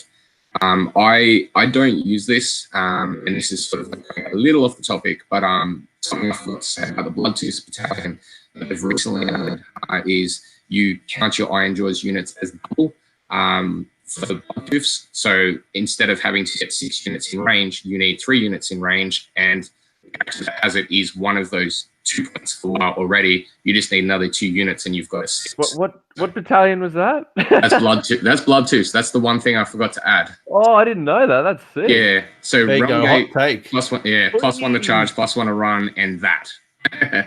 Piggies are back now. That's a new addition that only just dropped with the new handbook. I've got to use in one game so far. So yeah, it's great. Wow. Any command traits? Live to fight's a good one. Reroll all wounds. That can be very valuable on the maw-krusha because half the time you're hitting fine. Your mighty fists hit on 2 pluses. You're laughing, but you roll all 2 pluses for your wound rolls. Like the amount of times I've gone, oh yeah, 9 mighty fists, all hit, and then you roll the wound and like 3 wound. It's really painful. So that can be nice if you're using your maw-krusha as a beat stick. Reroll all wounds on the charge. So I was just looking at the destructive bulk from a maw-krusha, and I was thinking about how that combines with maybe something like the hulking muscle-bound brute. That's what I was thinking too. Can that be used in combat? Can you use that on the maw-krusha itself and jump it out of combat and charge another unit? So it says. No. Well, it says after this general makes a charge move, you pick a unit within an inch, and on a 2+, it takes D3 mortal wounds. Oh, I'm talking about something else. I'm talking about command trait number 1, which is the hulking muscle bound brute. So you charge in, you take D3 mortal wounds on a 2+. You then go through the destructive bulk on a 4+, to take a mortal wound, and then potentially go on a rampage, maybe, if you set it up correct. Sorry, I'll be back in 2 seconds, mate. That's all right. That's just an idea.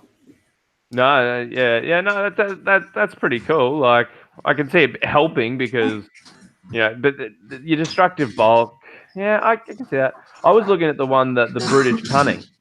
So I don't know if you've got that one in front of you. That's the one I was talking about. So you can choose a friendly Ironjawz unit to make a charge move. Yeah, you can. So you can charge out of combat with that one? Which one? Sorry, we're talking about brutish cunning. British cunning. So roll a dice at the start of the opponent's charge. This is in the opponent's charge. Yeah. On a 5+, a friendly Ironjawz unit wholly within 12 can attempt to charge. Yeah. So no, you couldn't retreat. No. But say if you had a maw-krusha in combat and he rolled for himself because he can on a 5+, he can then charge something else out of combat. No, because if he's already in combat, he can't charge. He can't charge. Yeah. Because he's within 3. Yeah. Well, because because you've now activated a pile-in as opposed to a charge. Right. A charge would be prior to a combat. Okay. Cool. Not as good as I'd hope because I could see that going off. Yeah. Yeah. What else? I think overall there's some good. Brogan, I muted you while you were talking to your family, by the way. No, you're still muted. You got to unmute yourself, mate. There we go. Good times. Technology. Anything else from a command trait point of view? The cunning command trait I think can be quite useful in that part of the hero's phase. That can be quite an interruption that they don't see coming. Yeah, it's a 5+, but I think there's better things to like. 5+ is good, but I don't know. I think there's other things to say. It'd be nice to try, but I don't see me taking it. Yeah, I think there's more valuable. Great. What about artifacts? So you guys were already talking about the ethereal amulet, things like I'm sure the Sword of Judgment and the Doppelganger cloak and the Thermal Rider cloak are probably very common in some lists. Maybe. Yeah, no, absolutely. The brooch, yeah. The Quartz Brooch, I think, for the generation of CP or the additional CP. That's right. Yeah, because every time, like from that one brooch, I've turned that into 5 extra attacks off 1 CP if you roll well enough. But other times it hasn't gone off for 3 games. Like, it's just luck of the dice with the brooch. More safer ones are your amulets, your swords of judgment, your doppelganger cloak. But from the actual book, probably your boss skewer. As Brogan was saying, that's the +1 bravery, -1 bravery, holy within 18. Yeah. That one's really good. You've also got Destroyer, which is +1 weapon damage. It's just pretty basic. I think there's not too many standouts there. Metal Ripper Claw for Ren 3 is pretty good. I was going to mention that. That's pretty solid. Yeah. Was that? I haven't looked at that one. I'll have a quick look. So you pick a bearer's melee unit, a weapon, and change the Ren characteristic of to -3. Yeah, but who would you give that to? You get because the maw-krusha, because you have to give it to the mount, obviously, the rider, obviously. So the dude on giving it to a chopper's pretty good because chopper's damage 2, Ren 3 damage 2 is pretty good on a waagh. Yeah, I can see that. Yeah, it's not bad. It's not something I take. I see more value in protecting the characters that hit hard enough. So absolutely, you need your 6-up and vulnerable save or something like that because I think there is one in there. Ignax Scales is pretty good as well. I was literally about to ask about Ignax Scales. That could be if you're copying a lot of mortal wounds. That could be a nice way to negate some of that. 4-up on the maw-krusha is very, very nice from mortal wounds. Can be very annoying. So you just got to try all these things, and you just got to you can play. Ironjawz have the same units, but you can build them in so many different ways with all these items that make them play totally different, and the way that you play them totally different. So, and who do you prioritize your artifacts on? Is it the maw-krushas? Is it the war boss on foot? Is it the Warchanter? Who gets the first of your artifacts, or the best ones? All of them. Well, because you're running so many battalions, you're probably generally looking at about 3 items. You're going to be taking about 3 items. So you pick 1 from your sorcery book because you're only allowed 1 normally, and then you pick another 2 from the book. So pretty much all your heroes get 1. Probably not your caster. I don't know. I've got 1 chanter out of 2 that misses out, and that's it. Everyone else is still up. Fair enough. Yeah. What about endless spells? Are you on the endless spell train? Are you guys taking endless spells? I know you guys have mentioned cogs in the past, and potentially you don't know if you need cogs anymore. Any others that come to mind, or any? Palisade for me sometimes. Why? Just being able to slam down a wall and funnel your opponent where you want them to be. Stop that unit shooting at you for that extra turn. It's a movement game, and you need to funnel your opponent to where you want them to be, especially with Ironjawz. So, as your little goblin brother, can I challenge you and offer a better solution? Yeah, the Scuttle Tide from so good. Scuttle Tide if you are allying in a Gloomspite hero, the Scuttle Tide is a 30-point endless spell. It's like Palisade, but the best thing about it is that instead of deploying it within a range, you have to deploy it within, I think, 6 inches or wholly within 6 inches of a terrain piece. So you cast it and you block off someone's movement. It's predatory, so it moves as well. So I remember I played a couple of games against a big block of plague monks. I threw it in front of a plague monk. They try to scuttle around it. They gave me the first choice of taking a priority or the endless spell, so I just moved in front of the plague monks, and I denied plague monks for 3 turns just by moving this little wall and messing with somebody. Dropping the Palisade, in goes the Scuttle Tide. So that's just an idea if you're allying in that gloom spot. Absolutely. Or another consideration on why you might take the Fungoid as well. Fungoid's such a good choice for the army. Like, I'd even consider running 2 for that extra CP generation. Like, it can be real good. So depending on how you're running your army, 2 might be viable. It might be what you need. So yeah. Any other endless spells that kind of come to mind? Bring Your Dinghy sounds fun. Although that has changed recently, the Forbidden Power Uber driver, you no longer can charge, or so you no longer can move after being moved around.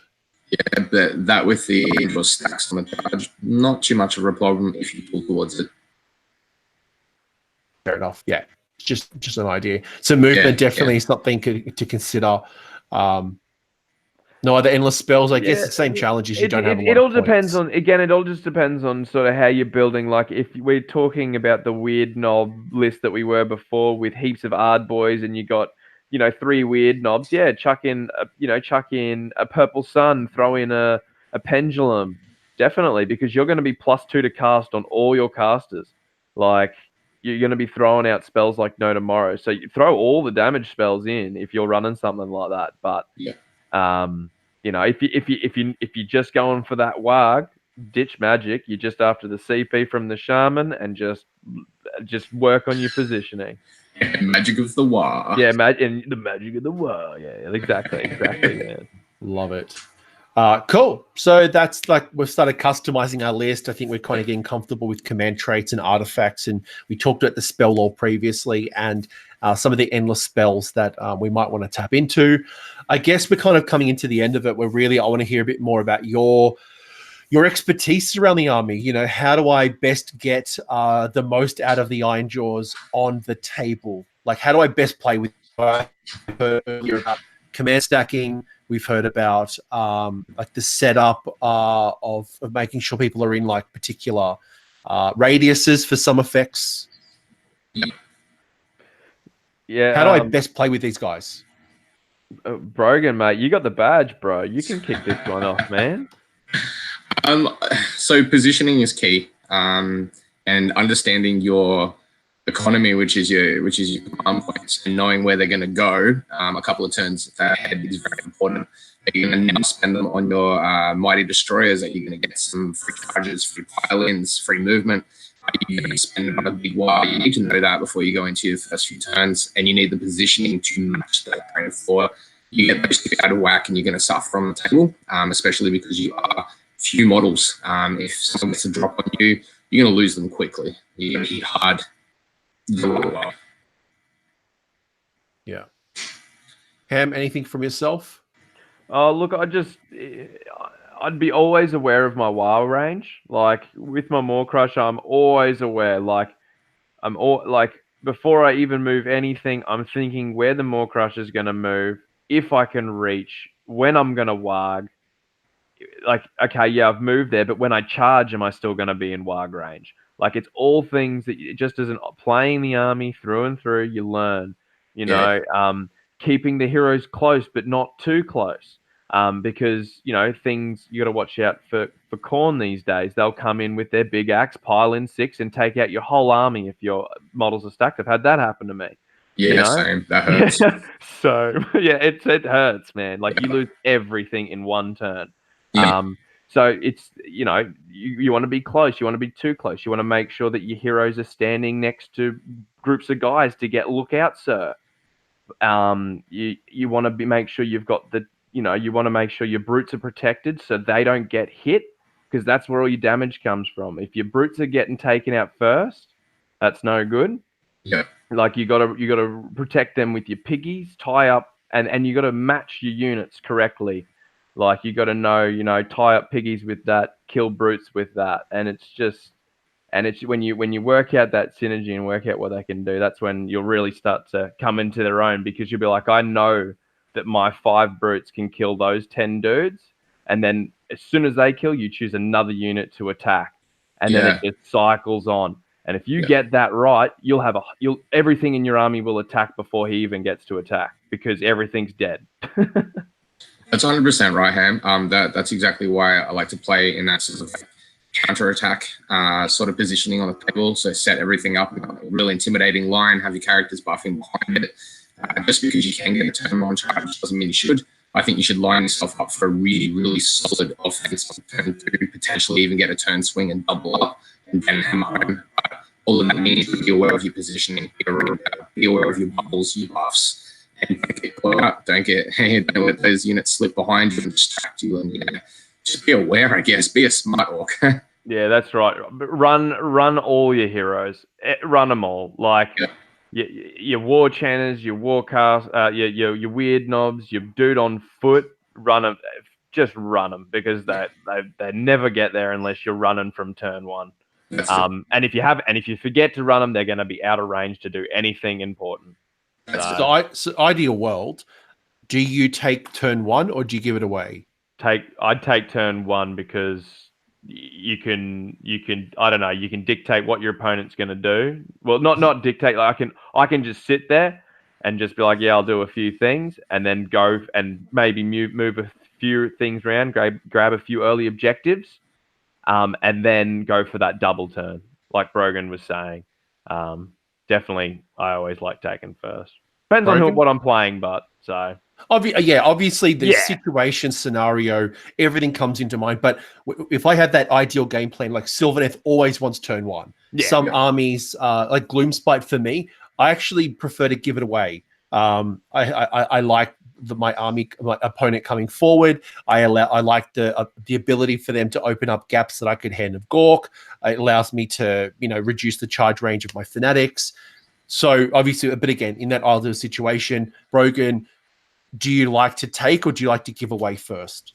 I give it away. Thank you, Red Hot Chili Peppers. I've just been demonetized for stealing their IP. I give it away because I like to see where the opponent's moving on the table. I like to set up a real intimidating sort of front and then dare them to come get it. And a lot of the time they don't. Like a good example I had recently was at Sydney Slaughter. Final game was against Liam and his Hollow Morn, which is so destructive, so powerful, and we know it. And I dared him to come get it. In turn one, he didn't. It's intimidating. And then from there, you've got some board control and you can stay in a game, even against an army like Hollow Morn. So nice, man. That's sick. That's the way I play it. And that kind of goes well to what you said about the army being a counter-attack army. So because it's a very strong Death Star, I think the Ironjawz does respond really well. I would always get concerned that if I take first or I rush up the board too quickly, then I'm going to get attacked, and it's not the situation that I want to be in. I want to set up so I charge. Yeah, I've been trying that a lot with these new rules because we can send CP to walk up the board a lot quicker. And so, like, I've been trying my games just to throw shit up the board, and it's way smarter to set up. Like, I was doing so much better in the last edition to I am now. But I'm just trying new things as you do with any game. So, but yeah, I think setup wise, if you can set up a bubble that explodes from turn two, whether that be a single turn or a double, but I'm talking a real explosion as a counter attack, that's going to hit hard, and most of the time that'll get you the game. Yeah. No, fair point. If I was a new player and I was getting into Ironjawz, I'm going to go to Games Workshop tomorrow and buy myself a start collecting box. Familiar. Or maybe that. Or maybe you're going to tell me not to buy it. Are you really keen? Are you going to go get Ironjawz tomorrow? Well, I just bought 2,000 points of Sylvaneth. I have wanted to do Ironjawz for a long time, and it was down to Ironjawz versus Sylvaneth, and I went Sylvaneth because my heart is with my Gloomspite, and I feel like the little waagh is better than the big waagh. Ooh. I know the irony of being in this show right now, and we've just extended the show for another 3 hours. But Ironjawz is definitely high on the cards, and my maw-krusha was a start to that. Yeah, nice. Anthony, if you like the little while, start collecting. Ironjawz has our boys in it, so you can start there. That's right. Oh God. I'm gonna get smashed. All the Ironjawz players are going to watch this and just smash me. Bring it. I do love the Ironjawz. They are a beautiful army. Oh, funny. But if I was going to start, or someone else that wasn't me and put their foot into it and dug themselves a grave, they were going to start an Ironjawz army, what advice would you give to them? Box.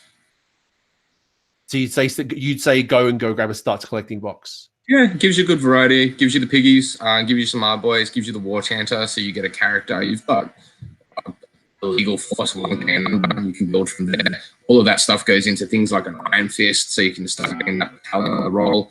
I think it's the best place to start, and you can customize from there. Work it out for yourself. Do you want more boys? Do you not? Do you want to have more brutes? Do you not? I feel like that box has everything except the maw-krusha. So. Wouldn't it be nice? Well, you're going to get most of it, right? So yeah, that box is a good saving. Yeah, absolutely. Yeah, absolutely. To get the piggies and the hard boys, like all you need is a box of brutes and a maw-krusha, and you're set. Like you got to start to a good army there. Yeah.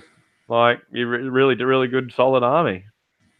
Do you think contrast paints would be good for somebody who maybe is not comfortable or wants to get this army up to speed? I feel like the style and the type of really hard edges and the definition, this definitely would lend well to contrast. Hard boys not so much. Brutes and all the piggies definitely. I reckon you could paint up a contrast army pretty quickly. But if you really want them to shine, you give them a little bit extra loving. But for beginners, like hell yeah, get that contrast out, get paint on them, get them on the table. Yeah, I think that would work well. Is there any other top tips if I'm one of those players that maybe is like 2 and 3 or 3 and 2 at a tournament, and I'm trying to increase my performance to 4 and 5? I want to be top tier. Is there any more top tier tactics or insights that you would share from your experience? I think it's just it's knowing your units inside and out, and knowing your opponent's units inside and out. Like knowing that you can do enough damage to outright kill a unit. That is the power.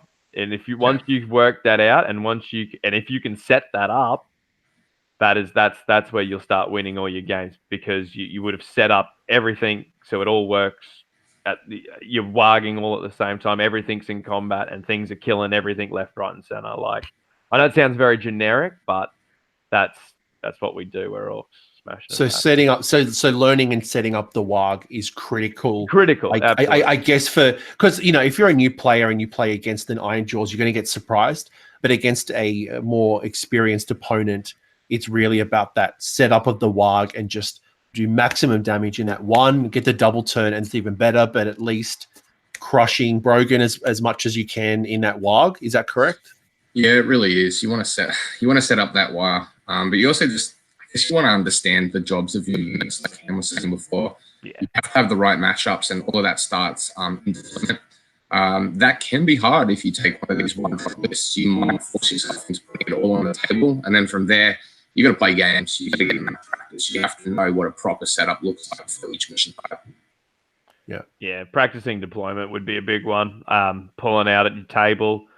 You're a one drop, so practice your formations on your objectives. Like, okay, I'm playing knife to the heart. I set up like this, and then think about I'm versing this match. I'm versing a Skaven or something. Like.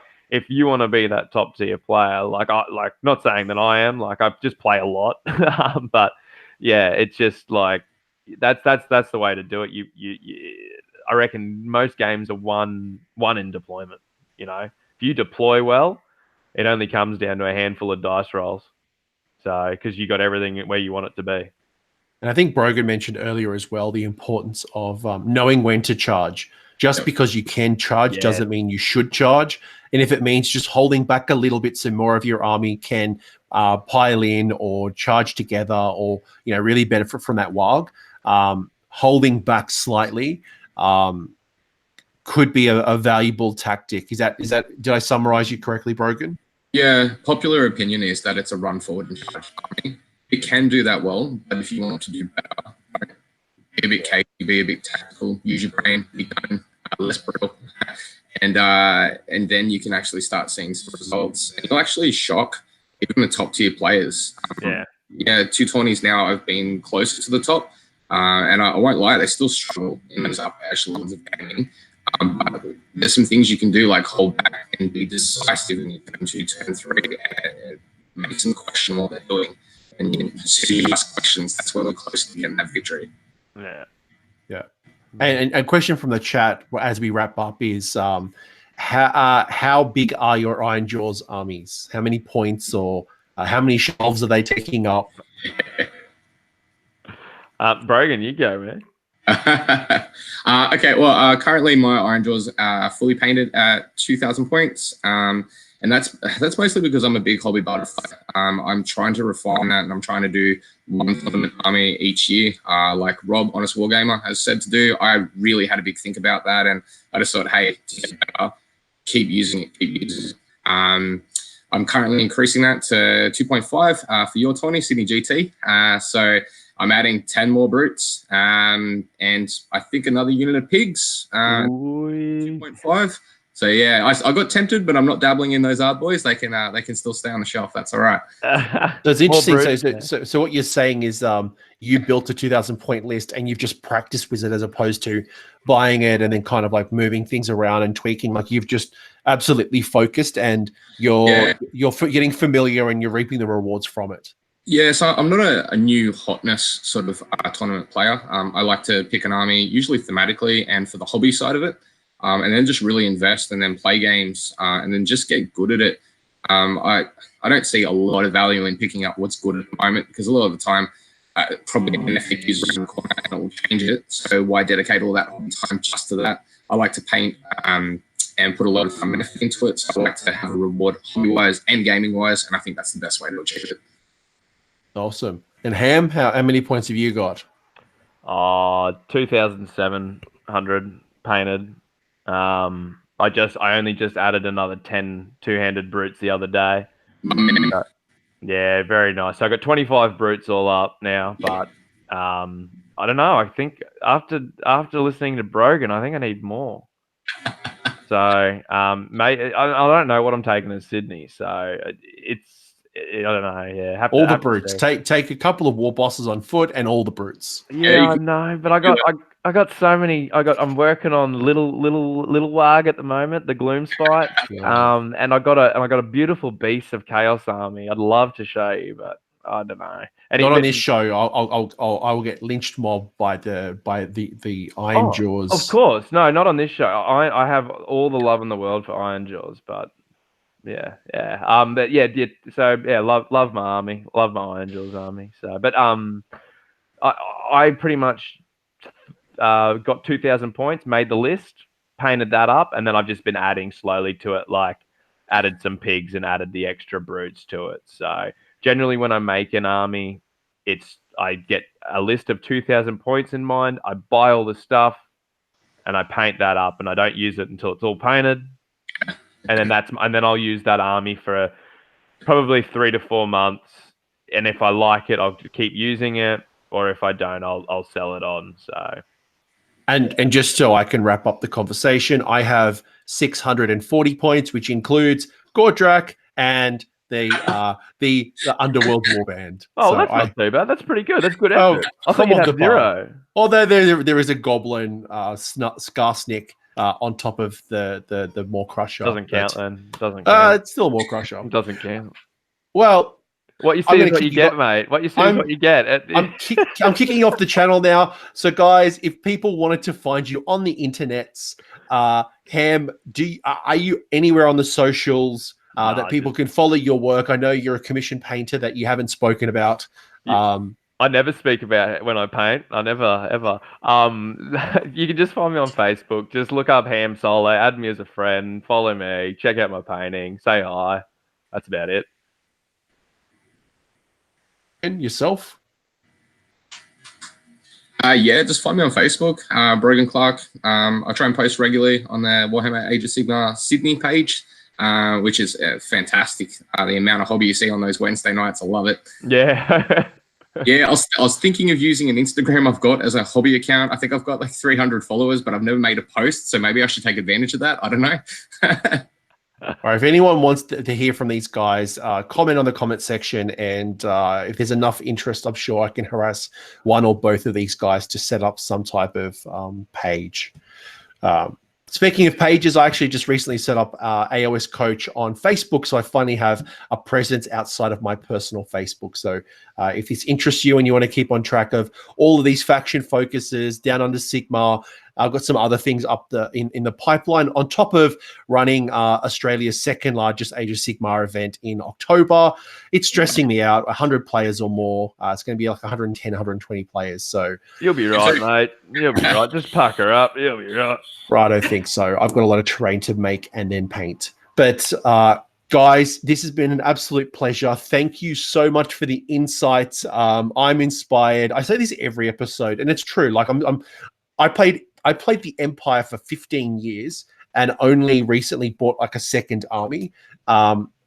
Based on these faction focuses, I'm going to have every single allegiance under Sigmar, and I'm going to get some like Games Workshop loyalty card at this rate. So, guys, this is absolute pleasure. Thank you so much. See you around. Yeah. Have a great day. Thanks for having us, man. It was good talking to you. Yeah, just real. No. Thanks, everybody. All right, and see you guys.